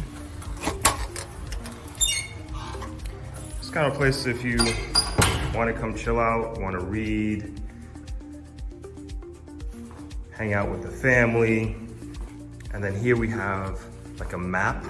And so every guest that we've had here, if you're from anywhere here that hasn't been scratched off, and you can come and just scratch it off. So we've had people from all over the States, all over Europe, Russia, China, Australia, New Zealand, people from all over the world, travelers. Oh, Madagascar, different places in Africa, pretty cool. No one from Iceland and Greenland. That's surprising. I feel like we have had that, but maybe they didn't scratch it off. And then if you're just coming for the day, we have a shower here, and you can use this as a changing room, shower up, and go on about your day. So this is the family room. Play chess, you can do that as well. I like that from time to time. And then here's the bar and the restaurant, and of course the beach. Then we have our dive shop here, but I don't think anybody's diving. But come here, get certified scuba if you want to. I've been diving with these guys a few times. And then we have canoes and paddle boards as well if you want to get out there, and the glass bottom boat. So that's the dive shop's glass bottom boat right out there. And yeah, bar, restaurant. All right, we're back. All right. Let's get into the meat of the matter here. We go through a few comments here. No, I didn't go to get no oxtail. I wish. I'm hungry. I've been hungry. Why you got to bring this old stuff up, Justin? Break or break. All right, I know I messed that up, but we're gonna fix that. I can't even find the file to fix it, so we just have to leave it at that. So, oh man. And then on the last video, I spelled Jamaica wrong. I just typed Jamaica too fast and I misspelled it. And then somebody, thank you for telling me, whoever it was, I can't remember. I think it was something Brown. And I just need to slow down. I just need to slow down when I'm doing these things, just typing too fast and just hitting enter. But yeah, thanks for bringing that up, Justin. Appreciate it. Granville Johnson, what's going on? Hi, Throp. I was in Jamaica last week, Montego Bay and Negril. My daughter and I was there, and we drove in the city of Montego Bay and never felt threatened or anything. And I'm so sorry I missed you, man. I'm so sorry I missed you. I know the front desk told me that you came, but it's just like I think by minutes we missed each other. And I hope you stop by again next time that you're in town and say hello. Would love to meet you. Always appreciate your support of the channel and your participation and contribution in these live streams. Donna Bryce says, Travelers has done so much updating and renovation since this video. Beautiful property. Yeah, I just realizing like even the family room is completely different. The lobby, oh man, we got to update that. That I can do. That's pretty easy. That's actually pretty easy. That's just a one take. All right, I will do that. I'm going to find a day to do a walkthrough of the updates of Travelers Beach Resort. Okay, so we won't be showing that video again until the new updated video. You can hold me to that. All right, see people engaging with Delano. Aaliyah says the gym is very important in my travels. Love the amenities within yours. Thank you, appreciate that. All right, let's hop into it. Okay, so let's see here. I hope we can watch this. I hope this works. So I don't know how many people are aware, but there was an incident on Friday here in Negril that took over Jamaican Twitter and took over the news. And there was essentially an attempted robbery of a beryllium truck, which is a Brinks truck of sorts of they collect money and transfer money from different businesses, and there was an attempted robbery of that vehicle on Friday morning. Hold on, I'm just trying to make sure the sound works here. This is always an issue. Hopefully, we won't have that problem here. Okay, out. Okay, this should do the trick. I might have to go out and come back in. Um, just says, Throp, you missed my earlier comment about passport heavy video must watch. Are you talking about? I didn't see the comment. Yeah, sorry, but I know he did one where he talked about how he got robbed at gunpoint in South Africa. Is that what the video you were referring to? Let me know. Okay, back to the shooting on Friday. So I'm not going to show the video. Um, I'm not going to show the video of the actual shooting, but the point is that there. I'm just going to give the context, and what we are going to watch together is the response by the JCF leadership and I believe the Prime Minister at the end. And so, what happened is an attempted robbery of this beryllium truck in downtown Negril near Burger King. So let me show you. I told you this map was going to come up. Oops. Let me just show you exactly where it is. And so, oops. So this is just so you understand. So this is the roundabout here. This is the South Negril River. And then this is the dock. So the video that, and again, I'm not showing the video. The video that most of you probably seen where you saw like the most action, if you will, is I'm assuming it was shot from Corner Bar. I think that's where it was. I am almost certain it was shot from Corner Bar, and then the incident took place right here on the dock. You know, away from everybody, away from pedestrians, tourists, etc. And the gunfire that I saw was shot from, I don't know if you can see my mouse, but from here this way, you know, out into the water. And there was the criminal's vehicle was in the water here, somewhere over here, and you can watch the video. You can watch the video for yourself. And I'll say, like, it was unfortunate that those people lost their lives, and it was 3 people. 3 of the gunmen lost their lives. One was in, I think he was in critical condition, or taken to the hospital, and I think 2 more arrested.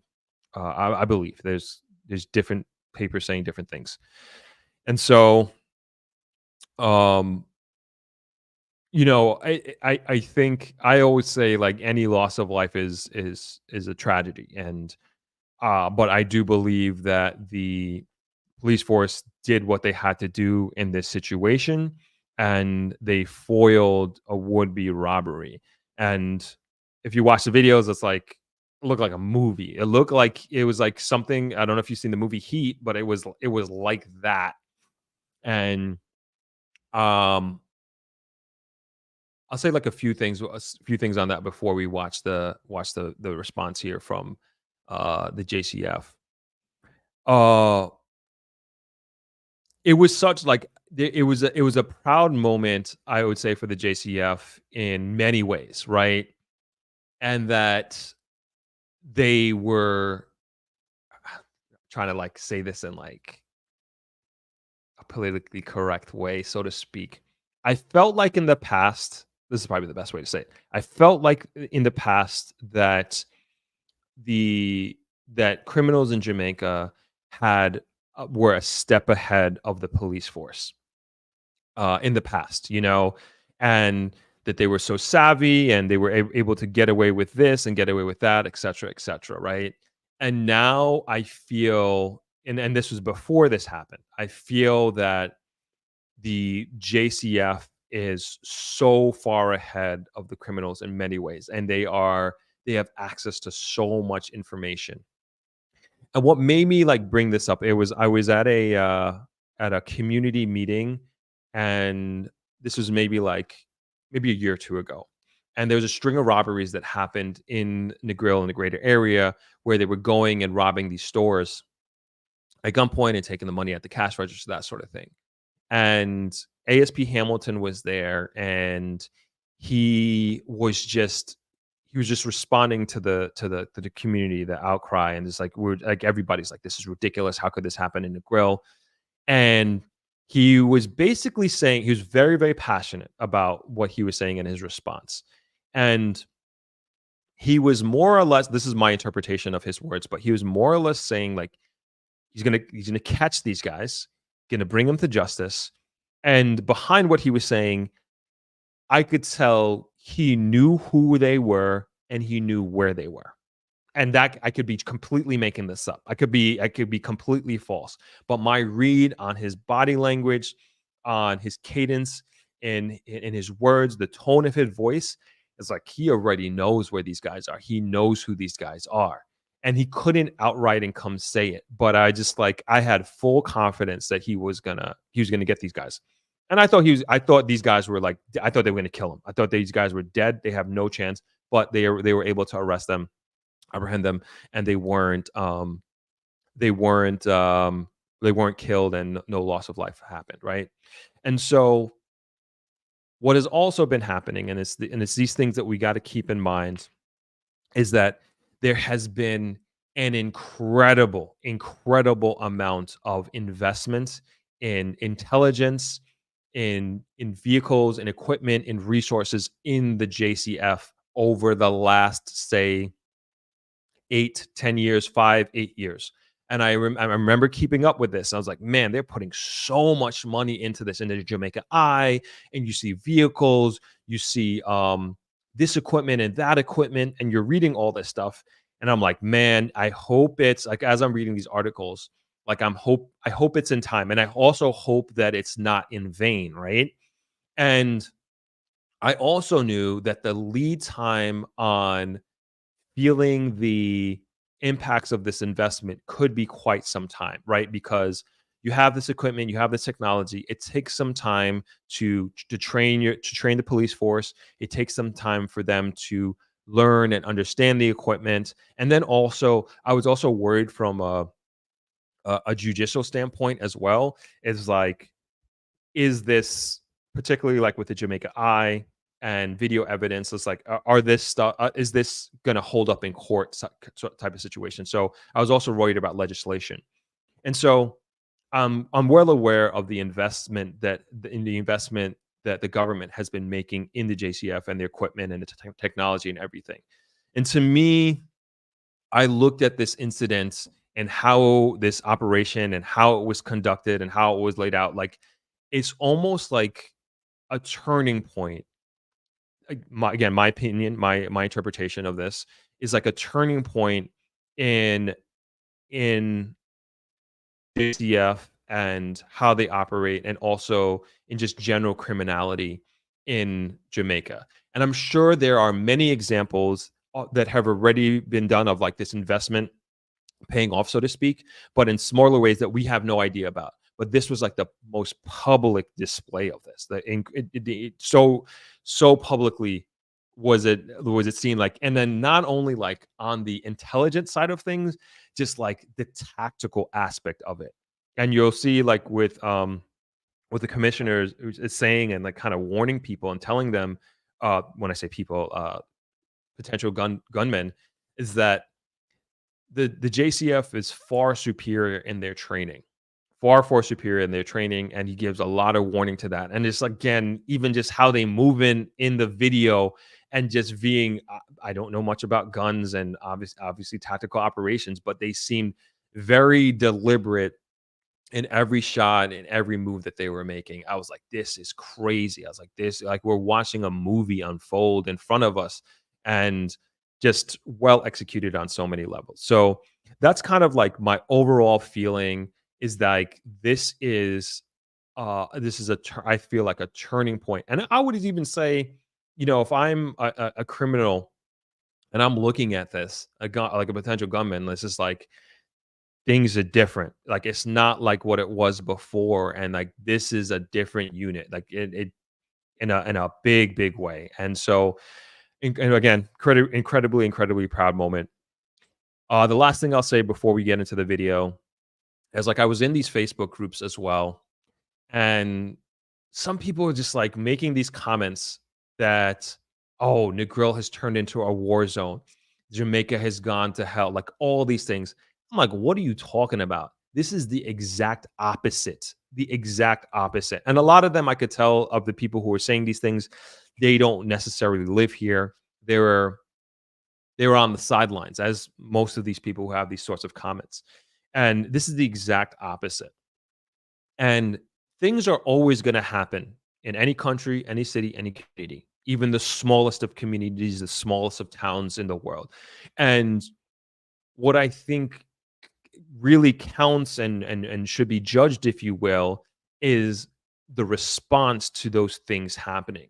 And there was a robbery attempt. I'm sure there were in New York right now. There are many robbery attempts that happened today, or maybe even successful robberies on that day.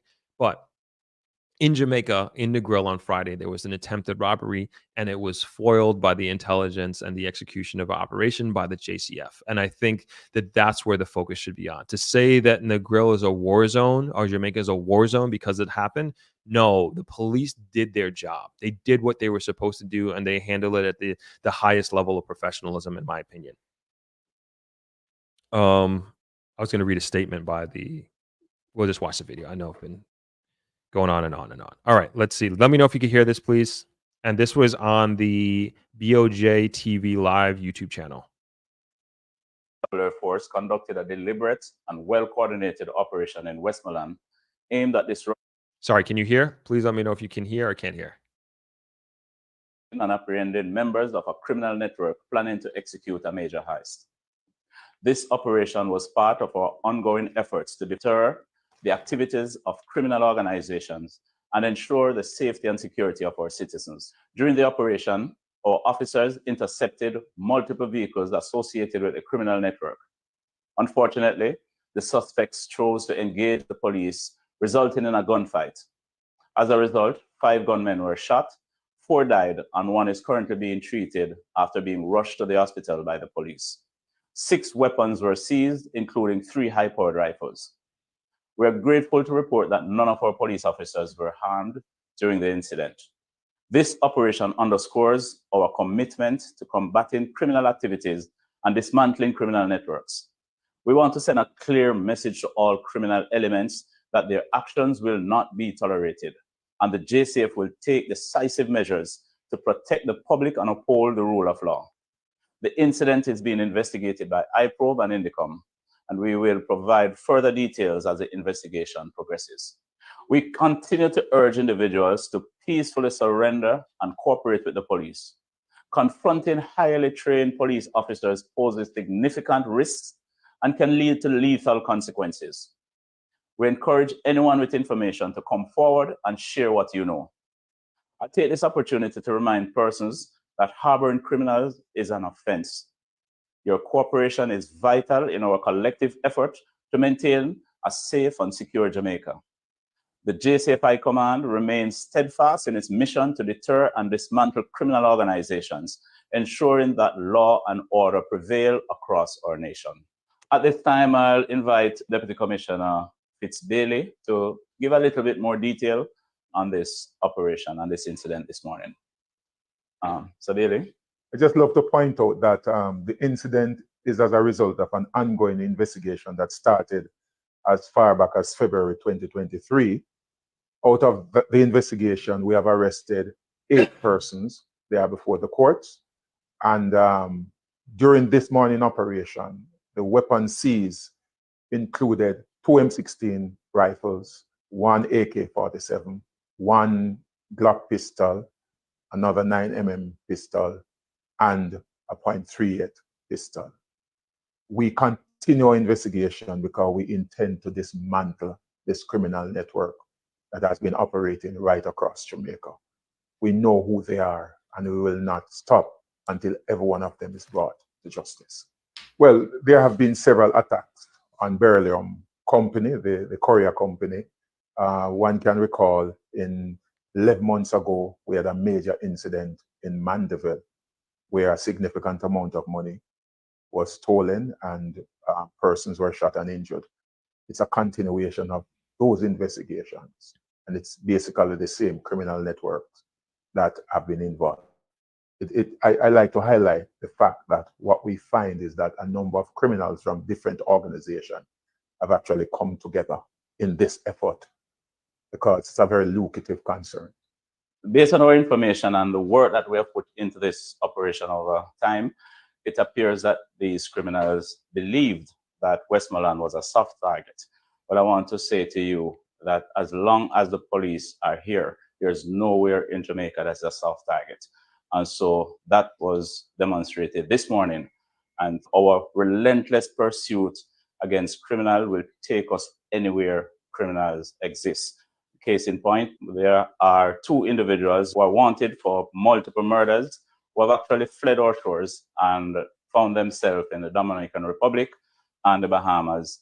And they were arrested this morning, and arrangements are being made to take them back to Jamaica to stand trial for their actions. So I just want to touch on that too. Like, that is very, very powerful.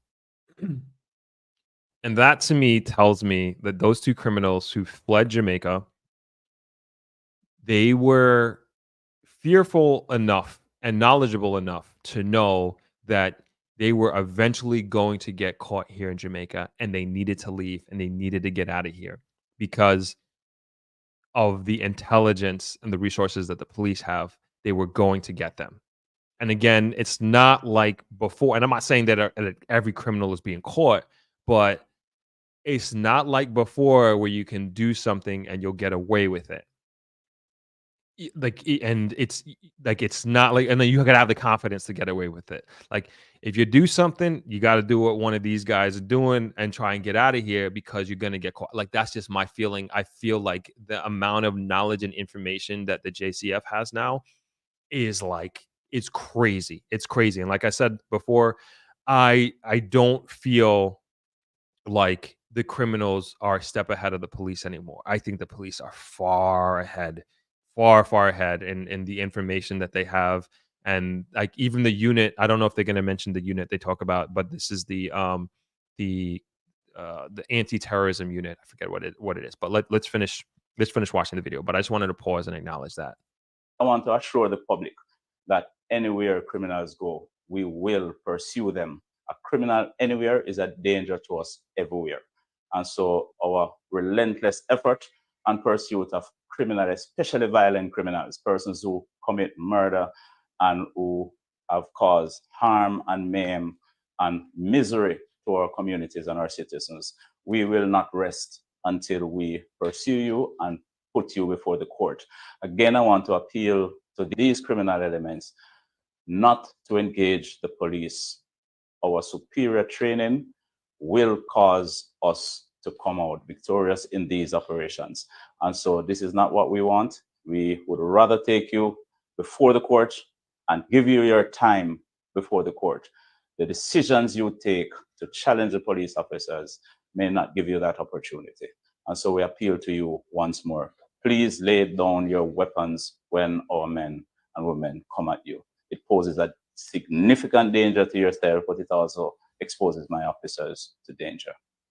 And I also want to say, men and women, that if you saw the video, one of the tactical individuals was like a woman. I don't even know. Again, I don't know much about guns, but it looked like she was holding like an M16 type weapon. And that whole unit, they don't play. They do not play. That's one of the main takeaways that I took from seeing that video and just seeing how they move.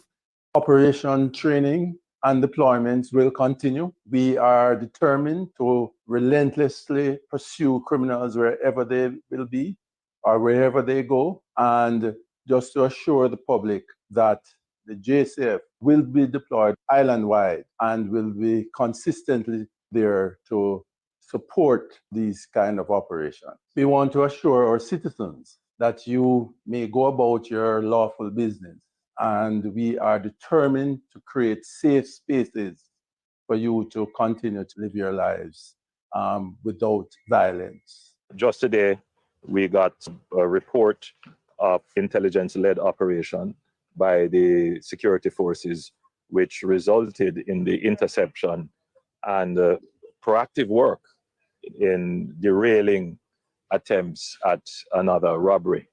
I think that the operation has been very effective. The persons who were involved, unfortunately, they lost their lives, but I'm certain that the security forces took all precautions and used the appropriate force. But I think that we could say that this is a warning to all the criminals. Definitely, sir. That the JCF of today is not the JCF of 10 years ago. Definitely not. No, the JCF Definitely. of today is more strategic. It has an enduring force. It is using intelligence, information, cyber, all kinds of intelligence, and it is putting it all together in an operational plan, which is not just targeted at gangs, but it is targeted at masterminds. It is targeted at street level. In my opinion, it is being very effective, and we're seeing the results. But the key element of it is the leadership, Yes, sir. and the leadership's involvement of the community. And wherever I go, I'm seeing that there is a far better police-community relations, and that's important. That's important. So keep up the good work, and Thank you very much, compliments to your men and women. Thank you very much, sir. Very good. Greetings, everyone. Well, today we can rejoice at the successful operations carried out by the police. It is also a sad reminder of the realities of our country. But unknown to everyone is the dedicated. So this is, I'm not sure this gentleman's name or his position, but he's a representative from Beryllium, which is the truck that was being attempted to be robbed. Unwavering efforts and support that we have received behind the scenes by the police ever since the major incidents that affected us and the country and the financial sector. Not just with the operations today, but every day since, to keep the country safe while performing our duties. We will never rejoice at the death of anyone, but it is very hard to forget how our team and our staff, our clients and the country was badly affected by criminals.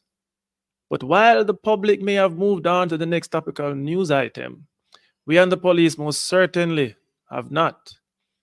And it would be remiss of me not to remind everyone that cash-in-transit services and ATM services are high risk in nature, and we want persons to always exercise caution while we are providing the service. But again, I'd like to thank the police, the military, all well-thinking Jamaicans, and especially our staff members for their ongoing and unwavering support and dedication, not just to our company, but to the nation in ensuring that Beryllium continues to provide the country with the necessary financial support services.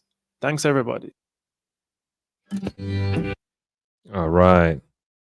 And I thought that was a very appropriate response on all sides post incident, so to speak. But again, my focus is on like everything I would say that led up to this, and in terms of like the training, the investments and everything like that. And there continues to be, there was just an article that came out of like how much of the budget is being allocated to the JCF, and it's like more and more and more and more, right? And so that's great. That's great. Again, we owe, like, one of the things like I always get here, the criticism is like the crime. And it's, I believe, and I always say this, I believe that this is in the bigger picture of things, this is a short-term problem. A problem nonetheless, don't get me wrong. There are people who are really suffering like unremarkable consequences of these crimes and criminality. But I do believe in the strongest of ways that great effort is being put forth to quell a lot of these situations. And Friday's response to the attempted robbery was, I would say, one of the biggest examples of the direction that Jamaica is heading in as it relates to criminality and stomping it out in the best way possible. you know, the other thing is like this bit of a tangent, but like, of course, when you think I don't know let me not speak to I don't know who these guys were. I have no idea, no clue who they were. But when we think about just crime in general, and it doesn't necessarily have to be major crime like this, but we always go, or at least I always go back to education, right? And that to me is on top of dealing with like the present crime situation, like at the end of the day, like the long-term solution is education. And even with education and having the most educated society possible, there will always be people who are going to look to take advantage and are going to look for opportunity in different ways. No question, no doubt about it.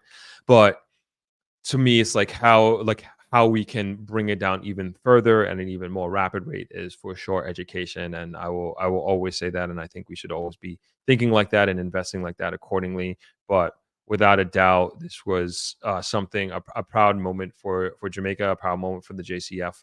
No questions, no question asked. And at least that's my opinion. Let's get to the comments here. I said 90 minutes, but we're over 2 hours. I jinxed myself as usual. Nicole says, not that many years ago, foreigners, expats would come and build up their homes, even mansions, and abandon them fully furnished within weeks of being constructed due to violent crimes and break-in. So this is a vital moment of progress. Agreed.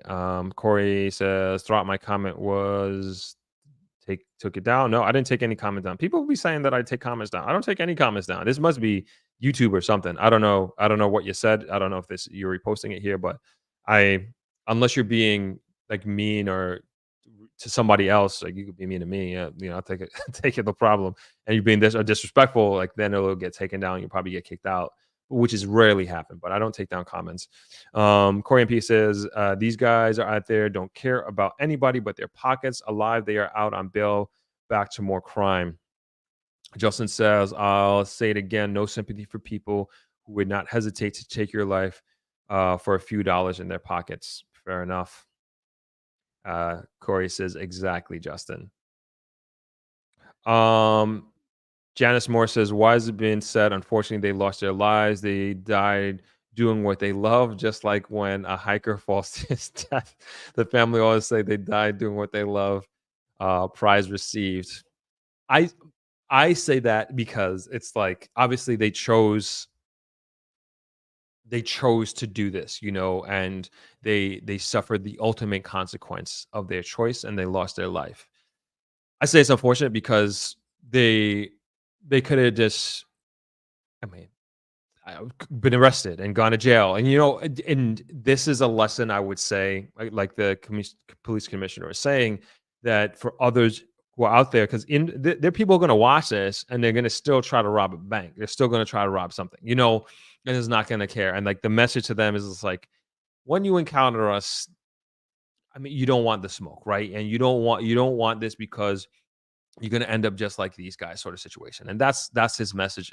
And so, it's a loss of life is what I'm saying. And I'm not saying that they didn't have what they had coming to them. They chose that life for sure. There's no question, no doubt about it. But at the end of the day, it's just like, we don't want to see that. Like, you don't want to necessarily see somebody just lose their life senselessly like that. And if they could have chosen a better path, and this is why I bring up education, that would be a better outcome, right? That would be a far better outcome, I think, in my opinion.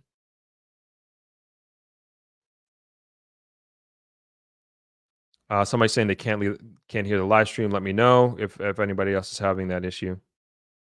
Okay, Justin's talking to her. Kingston 16 says, well done, JCF. Agreed. TNK says, education plus parenting both have to be instilled. Absolutely. And it's like, it takes a community, it takes a village. Like when I say education, it's, yes, it very much has a lot to do with the school. And it's not just like curriculum, but it's like getting kids in, getting away from the shift system, which a lot of communities still do, and having kids in class for 8 hours a day or whatever it is, the entire day. And then also being in globally standardized facilities, if you will, this like 2024 facilities, education facilities, schools, and then also being able to go home to a community, a household, and then also a community that fosters and promotes education and opportunity for young people, and in a meaningful way, not just in words, in a meaningful way.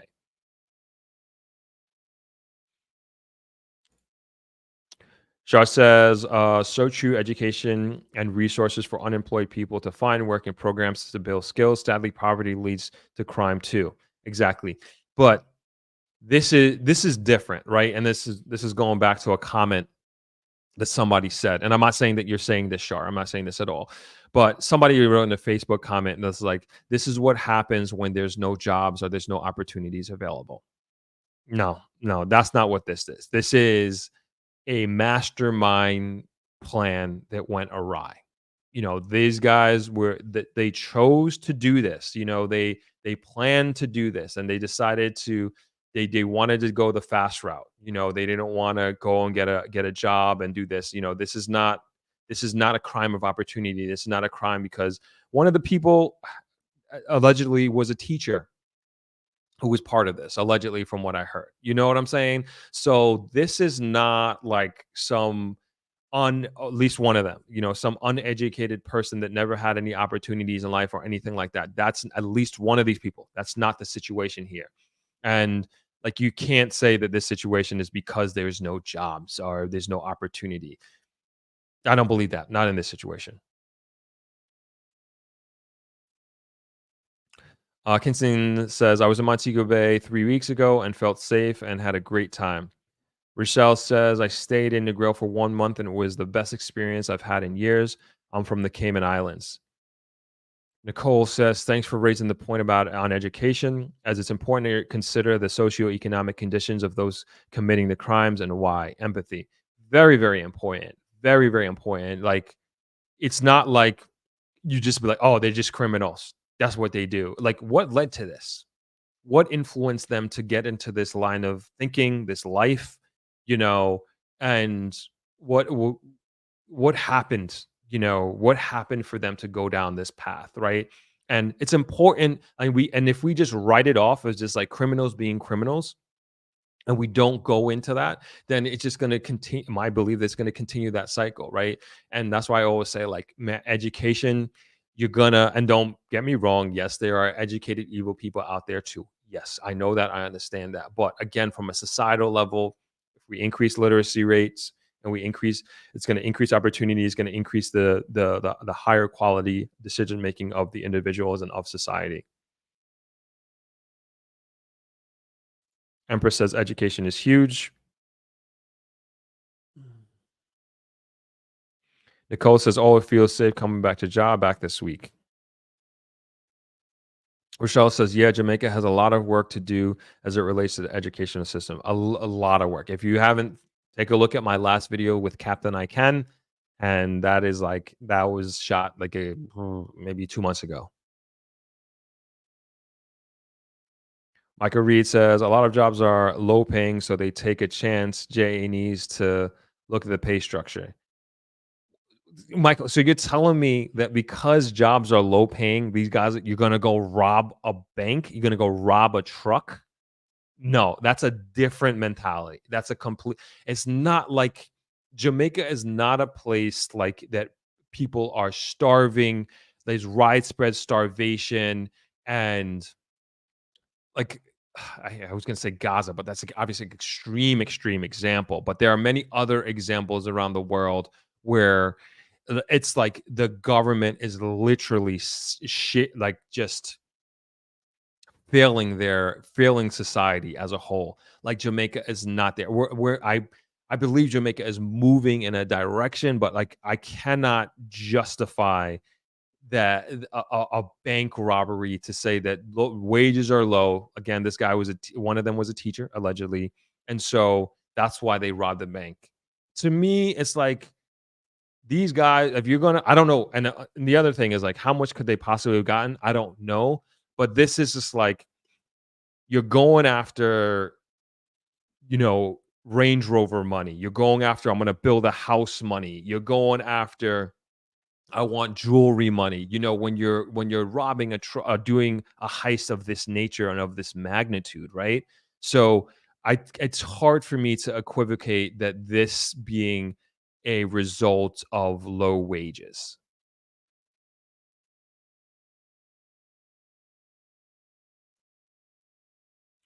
Michael says a lot of people are getting educated and leave Jamaica for better opportunities. Yes, and I agree that is a problem in Jamaica. The brain drain here is a huge issue, and I acknowledge that, and I've talked about this at length on this channel, and we do need to start doing something substantial about that. But I think things are going to be changing in Jamaica relatively soon, but we have work to do. There's no question about it. We have a lot of work to do in that regard, but I do believe we're moving in the right direction. Let's see. TNK says petty crimes is from poverty, but not violence. Millions worldwide live in poverty and wouldn't steal a paperclip. Yeah, I would say so. Like Colombia, going back to my example with Colombia, they will kill you for your phone. Like that's a different situation there, right? And they, I don't know too much about the politics, so I don't want to get in there. Like, and there have been situations. I don't know if you remember this. I brought this example up before. I don't know how many people here follow Gary Vaynerchuk or Gary V, better known as. And one of his employees was in Colombia like 2 years ago, and he came out. I believe it was in Medellin. He came out like a club or a bar, and he had his phone in his hand, and he got stabbed up for his for the phone, and they killed him for a phone, for an iPhone or whatever it is, and that's not what this is. You know, they are the people. I would say they're living it. Again, I don't know the politics, so I don't want to say what I'm misspeak on anything that I'm unfamiliar with, right? But my point is, it's like that's not what this is, and that's not what on a regular basis. That's not what happens in Jamaica, but in Colombia, I mean, you've seen so many video, like at least I have, because I did a lot of research on Colombia. That man, they'll take your life for like the simplest of things, and they'll get away and never be heard from again. It's crazy, and like that's not what this is. You know, that's not what this is. So moving on here, Janice says Malawi is one of the poorest countries, and crime rate is less than ours. I'm assuming we have an acidic culture. Stop the nonsense about poverty leads to crime. That theory is debunked.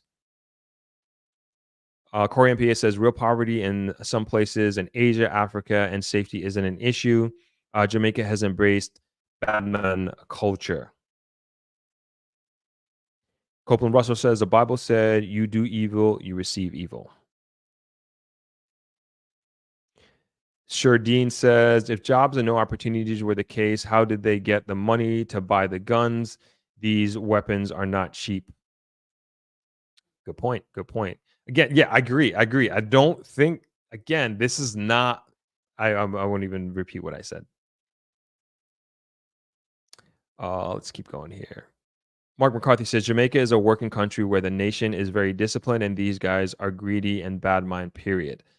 That's the point. Like this was not about like I'm trying to put food on my table. This is the way I'm interpreting it and how they went about it and what they were going after. It's definitely there's more about making big money than anything else.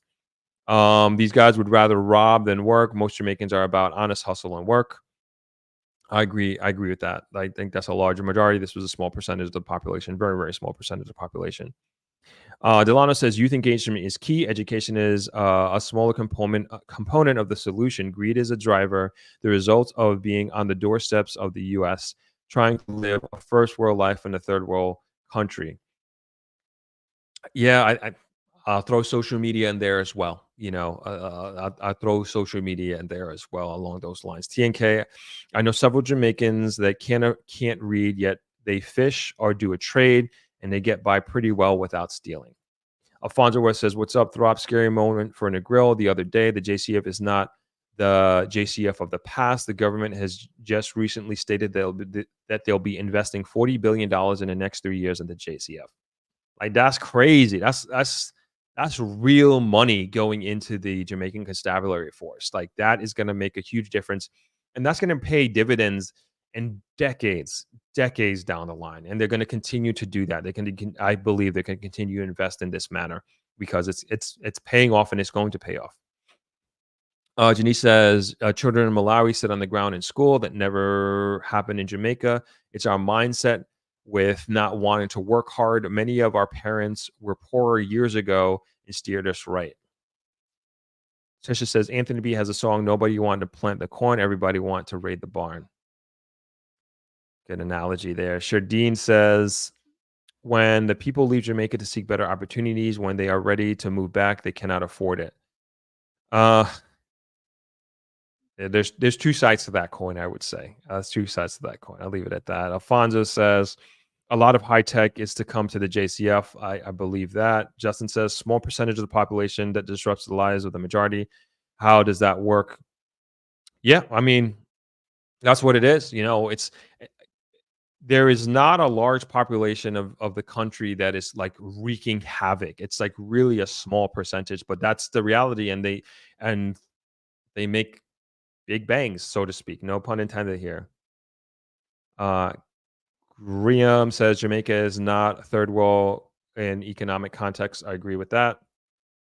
Shar Love says poverty can lead to it though. Honestly, if people are living in poor conditions, they will join gangs or have access to the guns and send them to do crimes. It's a combination of things. I agree. Charlou says they want to drive the hypest car and doesn't want to work. But I also think that has a lot to do with the mindset of just society in general. And that's not unique to Jamaica. I mean, you see it like especially on social media. It's like it's gone ballistic. And you're seeing so many of these YouTubers who are influencers, I should say, not YouTubers, but they are being caught and they are getting exploited on platforms like YouTube. And they claim to be living this life of hustle and making it out the mud and then showing their lifestyle, these fancy cars and like making phone calls with stacks of money, yada, yada, yada. And they're perpetuating this lifestyle that they don't necessarily live. And then also how they got that lifestyle. And a lot of them are doing it through illegal ways and through scamming and through robbing, yada, yada, yada. And they're being caught and arrested and being brought to justice for it. And so, again, I think with social media, there's just like there are these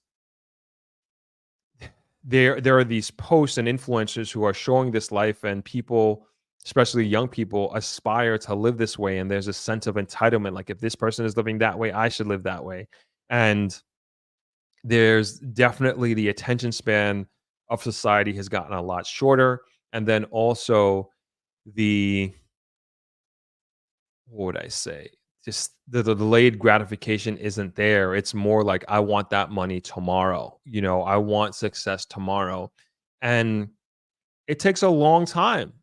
And I think it was like last year I read this statistic that like the majority, maybe this is Americans, but I feel like this is truthful for most of the world, that you make most of your money in life on average between the age of 45 and 60.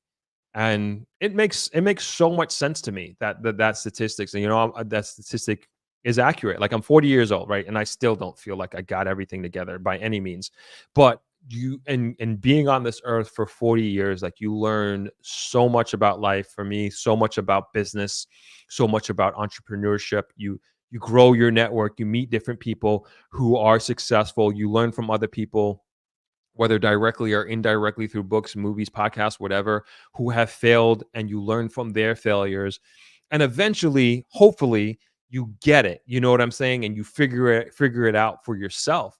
And obviously, there are people who are born into rich families and they're born into wealth and they don't have that. That's not their life path.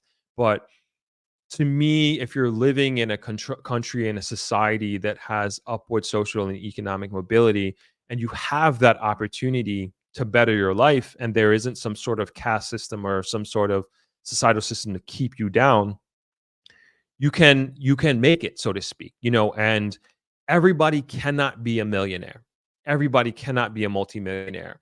And I'm not sitting here and trying to kill anybody's dreams or anything like that, but no matter what you do, if you're going to do something of substance and you want to make something of yourself and perhaps give your children a better opportunity, it takes time, it takes patience, and you can't, to have this mindset of entitlement that you should be driving a Range Rover, a Porsche, a Bugatti, or whatever it is. It's just like, let's be realistic. If you're going to be driving a Lamborghini, what percentage of society can ever afford a vehicle like that?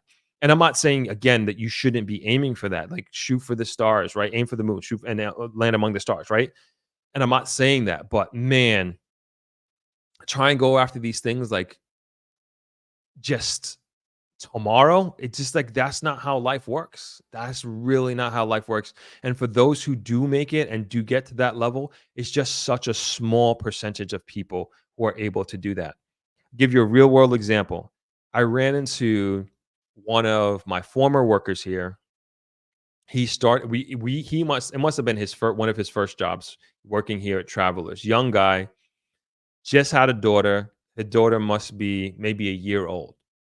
And he is definitely not 30 years old. No way he's 30 years old, has his first kid. And I was like, yo, what up, man? Good to see you. It was like at the fruit and vegetable market yesterday. And I was like, how you doing? How's everything going? And I ran into him when he like just had his daughter like at the pharmacy like last year or whatever.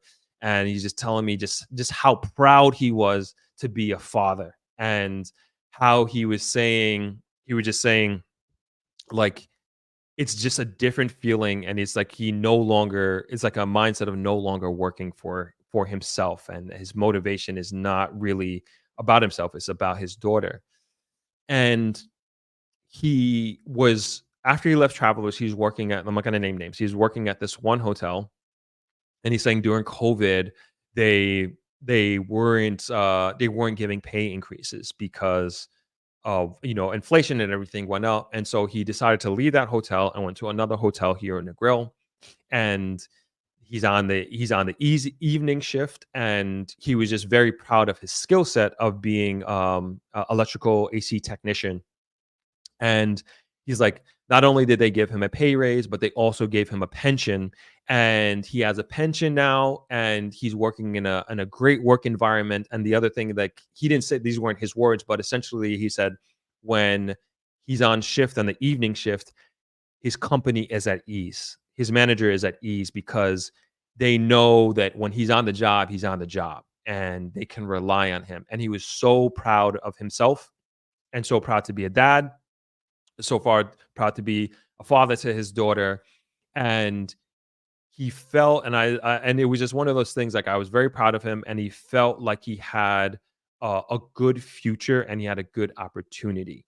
And this is a young man who made something of himself. And then on top of that, he also tells me, he's like, in working the evening shift, he has the ability to go and work in other places as an AC technician, and to go help this company, to go to that small hotel and to assist them and help them out.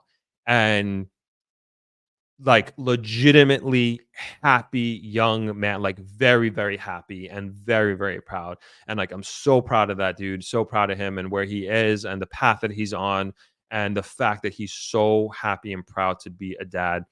And just like a great, what would I say? A great story in my mind of somebody who is like staying on that path, and staying on the path of goodness and what is right. He's not veering left. He's not veering right.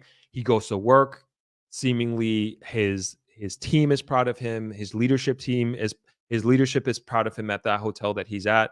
And he's going to continue to do well. He's going to continue to do well as he stays on this path. And like, that to me, and like, people talk about, oh, it's not enough to, work at a hotel or whatever it is. And like, I'm telling you, like, this young man is very happy with his life, happy with his family, happy with his career and the trajectory he's on. And the one thing he told me, like, again, that pension too, he's like, I have a pension. And he was just like so proud to say that. So, there's also a lot of good that is happening in that regards, as far as like opportunities and working here in Jamaica. And this is in the hospitality industry. I'm not talking about finance or anything like that. All right, let's get to some comments here. Let's see. Copeland Russell says these Jamaicans who's sending down some of these guns must stop.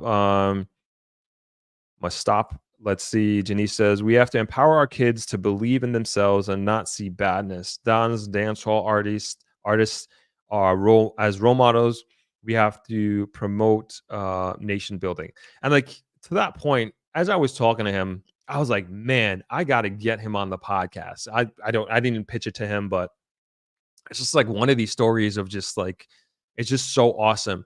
And I hope, excuse me, and it's just like one of those things that other people need to hear his story. As simple as that story is, and it's me telling it for him, it's just like, it's a great shining example, and especially for the hospitality industry, of hopefully like a young person looking up to him is like, hey, this is a dad who's supporting his daughter, who's working for himself, that he's working for a company 9 to 5, but he also has freelancing opportunities as well. And he's very happy and very proud to be doing what he's doing. Tisha says, the further man moves away from God and faith, the closer they move to utter evil. I'm a firm believer in that. The love of money is a root of all evil.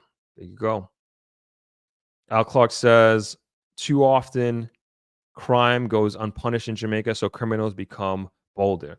And again, I think that's like becoming less and less of a reality. And I think Friday's situation was a very clear example of that. Shardeen says, just like how the U.S. go after scammers and drug dealers in Jamaica, they go after the grower and the seller. Why can't we go after the illegal sellers and buyers that are sending guns to our shores? That remains to be seen, right? Because we're continuing to invest in these technologies, as Alfonso put out there. 40 billion, is being allocated to the JCF. And I think I would like to think, like you said, like you're alluding to here, that we are going to be moving upriver shortly enough. Charlove says, we're the ones who have to work to help build and improve Jamaica. Absolutely. I know people moving back. I myself am working towards it. JA has good things coming, and it shows. Media highlights the bad. And I firmly believe in that. You're either part of the solution or you're not. And I always say, we are the ones who are going to have to do it. And we cannot like have this mindset of like the government. Yeah, we have to hold them accountable, and they do have a high level of responsibility, but also we do too, as citizens and as people who hopefully wish Jamaica well. And I firmly believe that we are going to be a big part of the solution and the direction that Jamaica heads in. Tisha says, my grandparents' generation went to church, loved and feared the Lord. The Jamaican that they told me about sounded like heaven on earth. Everyone shared their harvest and what little they had. I have very little memory of Jamaica when no one had grills on their homes and windows. Mark says, proud young man. I hope he's watching. All the best, young man. Reach for the sky. Absolutely. Almost said his name. Don't want to say his name.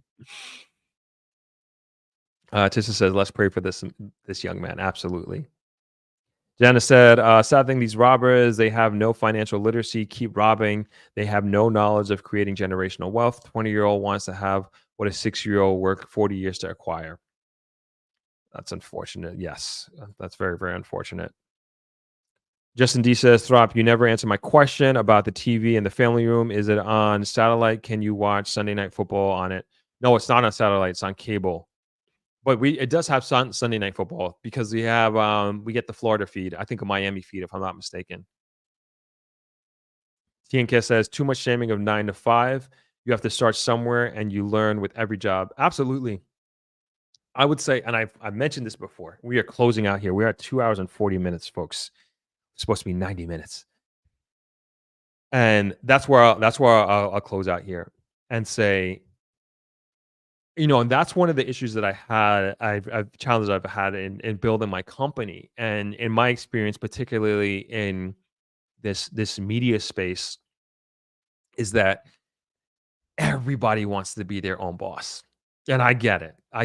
Like, everybody wants to be a freelancer, everybody wants to build their company, but if everybody's being their own boss, and then how can you build and grow a company, right?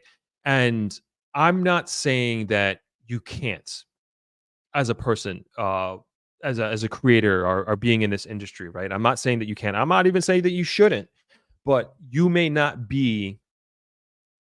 And it's all about self-awareness, right? And you may not have acquired the leadership skills necessary to run a successful company. You may not have acquired the managerial skills that it takes to manage a growing company, or manage the personalities of different people from different walks of life, right? And working under somebody, or working for somebody, or working for a company, you will learn so much that is going to allow you to do greater things that you can probably ever imagine without having the mindset, I got to be a boss today at 20 years old, at 22 years old, 25 years old. And I've been working since I was 14. First job, Jones Beach. Used to work for Delaware North Company, flipping burgers, cashier, and haven't stopped working since, except for when I was in school. And I still remember and have interactions with my managers, with my supervisors. And as a 14-year-old, like, I looked up to these guys. And one of the lessons that I learned, are perhaps memories that I had. I don't remember this manager's name, but he was like the big boss, and he ran the concession stands at that time. And everybody feared him, but also respected him very much. And I was given the task of cleaning out the garbage. So I was out back. It was my summer job, and I was out back cleaning the garbage cans and the cart that the garbage goes in. So, like, it was like this cart used to go down the boardwalk, take out the garbage, throw it in the cart, and then put a new garbage bag inside the trash receptacle. And I was in charge. I was given the task of cleaning this cart and the garbage bins. And so I was in the back in the parking lot, and I was cleaning it. Didn't think anybody was watching me, but I took my job very, very seriously, and I was very proud of anything that I put my hands on. And it's just like, if I'm tasked with cleaning this garbage can, I'm going to do it to the best of my ability. And I was doing that, and I did that for, I don't know how many hours I was out there doing this, but I didn't know that my manager was watching me, or not even the manager, the CEO, whatever he was. And as I was cleaning, his office was looking down at the parking lot and looking at me washing and cleaning these garbage cans. And he came up to me, walking by, coffee in hand, and he was like, I want to shake your hand. And I just have to say and let you know how great of a job that you're doing. And I was like, I'm sorry, my hands are dirty. I've been cleaning this garbage can. And he's just like, I don't care. And he's like, what's your name? I was like, Winthrop Wellington. And he's just like, I want to tell you, you're doing an excellent, excellent job. And that taught me, again, not being the boss, not being the supervisor, just going in, work jobs, my first job. That taught me two things. That taught me that, one, you never know who's watching. You never know who's watching you. And you got to work like nobody's watching you. Or like, it goes back to the same, like, saying, like, what are you doing when nobody's watching you? And what is your work ethic like when it's just you and yourself? Are you holding yourself to a higher standard, or what kind of standard are you holding yourself to? And so that was a lesson that I learned from that. The second lesson was about leadership. And I'm nobody in the company. I'm some 14-year-old kid that was tasked with cleaning some garbage cans. But the top guy of the company came down and not only took time out of his day to acknowledge the hard work that I was doing, but it didn't matter that I was literally covered in garbage and that my hand was dirty from cleaning this garbage can. It was more important to him to shake my hand and to encourage me as a young worker. And that always has stuck with me. And I, in however many moons ago that has stuck with me and has been incorporated into my leadership style. Is just like, I am no better than the next person, whoever I am leading, and that's what that showed me, and that's what I took away from that experience, and kind of bringing it back to here and the importance of working for somebody or working for a company and doing it proudly. You're not half-assing it and you're doing this and saying like, this is like, I don't want to be here. I deserve to be in a better position. I deserve to have a better paying job, yada, yada, yada. This is like, no, it's important for you to go through the ranks. I think it's so important to start from the bottom, maybe not the bottom, but start at a place and work your way up, earn your way up. Don't have this entitled mindset, and you should go into anything that you're doing, no matter what it is, and you try to do it your absolute 100% best. And I think that's an important mindset to maintain. And if you want to be a boss, you want to be a leader, and you want to live this spectacular life, it takes hard work and it takes time and it takes patience. And I feel like that's missing a lot in this workforce.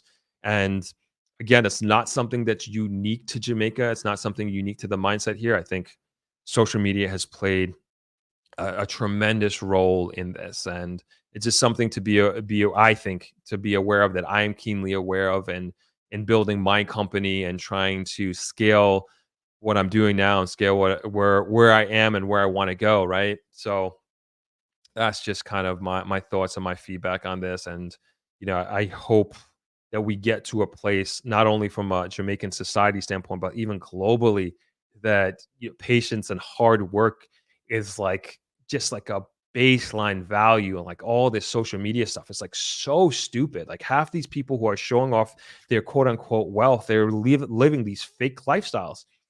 Fake, completely fake, man. And a lot of them are like dead broke, and you yourself are doing far better than them, far better than them. But you are living in reality, and they are portraying a life that is not real. And you're there like a fool chasing them. And little you know that you are more wealthy than they are, and not only not in money, but also in mentality and in happiness.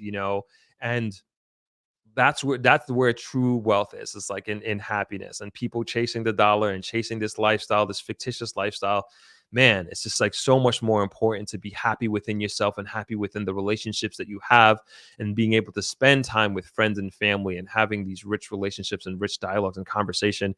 And that to me is happiness more than anything else. Okay, last few comments and we're going to close out.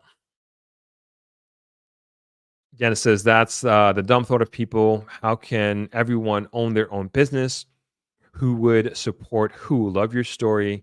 We have to start from the bottom. Many rich people made their sacrifice for where they are. Absolutely. And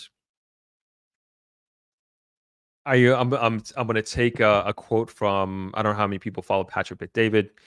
Not necessarily agreeing with his politics, but I think he is. I respect him as a businessman, and I do like his podcast. And he was basically talking. He said, this is a quote that he said like years ago, and he was talking about, I think he was talking particularly to men about being leaders and creating opportunities for their children. And he was like, paraphrasing here, he's like, if you grew up poor and you're living in a poor circumstance, and he's also juxtaposing it to, say, a rich family or a family of substance, so to speak, right? And he's like, I bet you that somebody in that family, a man, he said, a man in that family has sacrificed his life. and he has sacrificed his life to work hard and to provide for his family and to create opportunities for his children so they could live a better life for themselves. And he's like, somebody in your family is going to have to make that sacrifice. Somebody is going to have to make that sacrifice for to not live for themselves, but to live for their children and for the next generation. And I look at my dad as that shining example for me. And my dad grew up like poorer than anybody that I know. Extreme poverty here in Jamaica. And he literally started from nothing and to me sacrificed made something of himself. Don't get me wrong, he done very well for himself, but made something for himself so me and my brothers can have a better opportunity in our lives, right? And we better not fail at that, you know, because my dad has made so many sacrifices for us to create opportunities for ourselves. And my dad stuck the straight and narrow path. He was a serial entrepreneur in what he was doing, starting businesses in England, in Fiji, where he met my mother, and multiple businesses in New York, and eventually starting Travelers Beach Resort here in Jamaica and Negril, and having me and my brothers take over and taking it to the next level. But it was that sacrifice that he made with his life that gave us the opportunity. And it gave us the opportunity to not live in poverty. It gave us the opportunity to be first generation Americans, to grow up in Long Island and to get a good public education and to go to college and to eventually get our MBAs. And without that, without him doing that, and without him being present, and without him having a narrow focus on providing this opportunity for us, we wouldn't be here. You know, we wouldn't have this opportunity. Perhaps if he did start this and he didn't invest in us in the way that he did, we would have ran this business into the ground, and we would have been another story that those kids were were incompetent and they ran the business into the ground. They lost everything that their father built for them. And so it's important to have a mindset, I think, to have a mindset of that nature. And especially when you're coming up, and like somebody said here, there is nothing wrong with having a 9 to 5. And I think that is, especially again on this social media side of things, like that is kind of looked down upon and is being put down. Like most of my friends are 9 to 5. 90% of my friends are 9 to 5, doing very well for themselves. They stayed in school. They went to college. They're climbing the corporate ladder. They're doing their thing little by little by little by little. You know, none of my friends immediately, they don't own Lamborghinis or anything like that. No Bugattis or anything. They're not getting caught up in this foolishness. And they stuck to the straight and narrow path. Nobody's got in trouble. Nobody got arrested, but a few of my friends got arrested, but they're still doing fine. They're still doing totally fine. You know, professionals in their own respects. And I think a lot of that it's just so important, I think, to show examples of that and show the benefits of being in 9 to 5 and working for a company and doing a good job, and eventually and hopefully building, if you still want to be an entrepreneur and start your own business, that eventually you get to that point of doing so for yourself. But if you are going to be working a 9 to 5, like, you should be very proud. You should be very proud of the work that you do, and you know, work your way up in your own way, and maybe you eventually become an entrepreneur and have your own business. Charlos, I heard you say yourself. See the patois coming out. Comes out every now and then. Janice says, "Amen." That's generational wealth. Yes. And that's what I think is important to build towards collectively as a people. That we do that for our families, for our children, and we build on top of building, right? Sister says, that is it. We stand on the shoulders of our forefathers, are where the start is. Yeah, you're right. One of the two. And I think it's important to acknowledge and accept either path. Ivy's Cove says, yes, generational wealth. Your dad created Travelers Beach Resort. You and your brothers are continuing the growth of your family's success. Very proud of you and your family. Big up. Thank you very much, Ivy Cove. Appreciate that. All right. we're going to play our goodbye music because we are definitely saying goodbye. We went double the time that I had allocated for today, but well worth it. This was a great discussion, all over the place, but all over the place in a good way, I think. And I think this was a very rich live stream. And this is why I like doing this, you know, and I really, really enjoy this. And I'm trying to, at least for next year, I'm trying to see how it's not going to happen this year. I'm trying to see how I could do more live content, you know, and I just like this, you know. And as we talked about the Zoom calls on my Patreon, I love it. You know, I love just like real-time interaction. We're on the Zoom call, we're having conversation, we're having dialogue, talking about different things. And I'd like to do more of that. So I appreciate you all hanging out with me on this Sunday. This was great.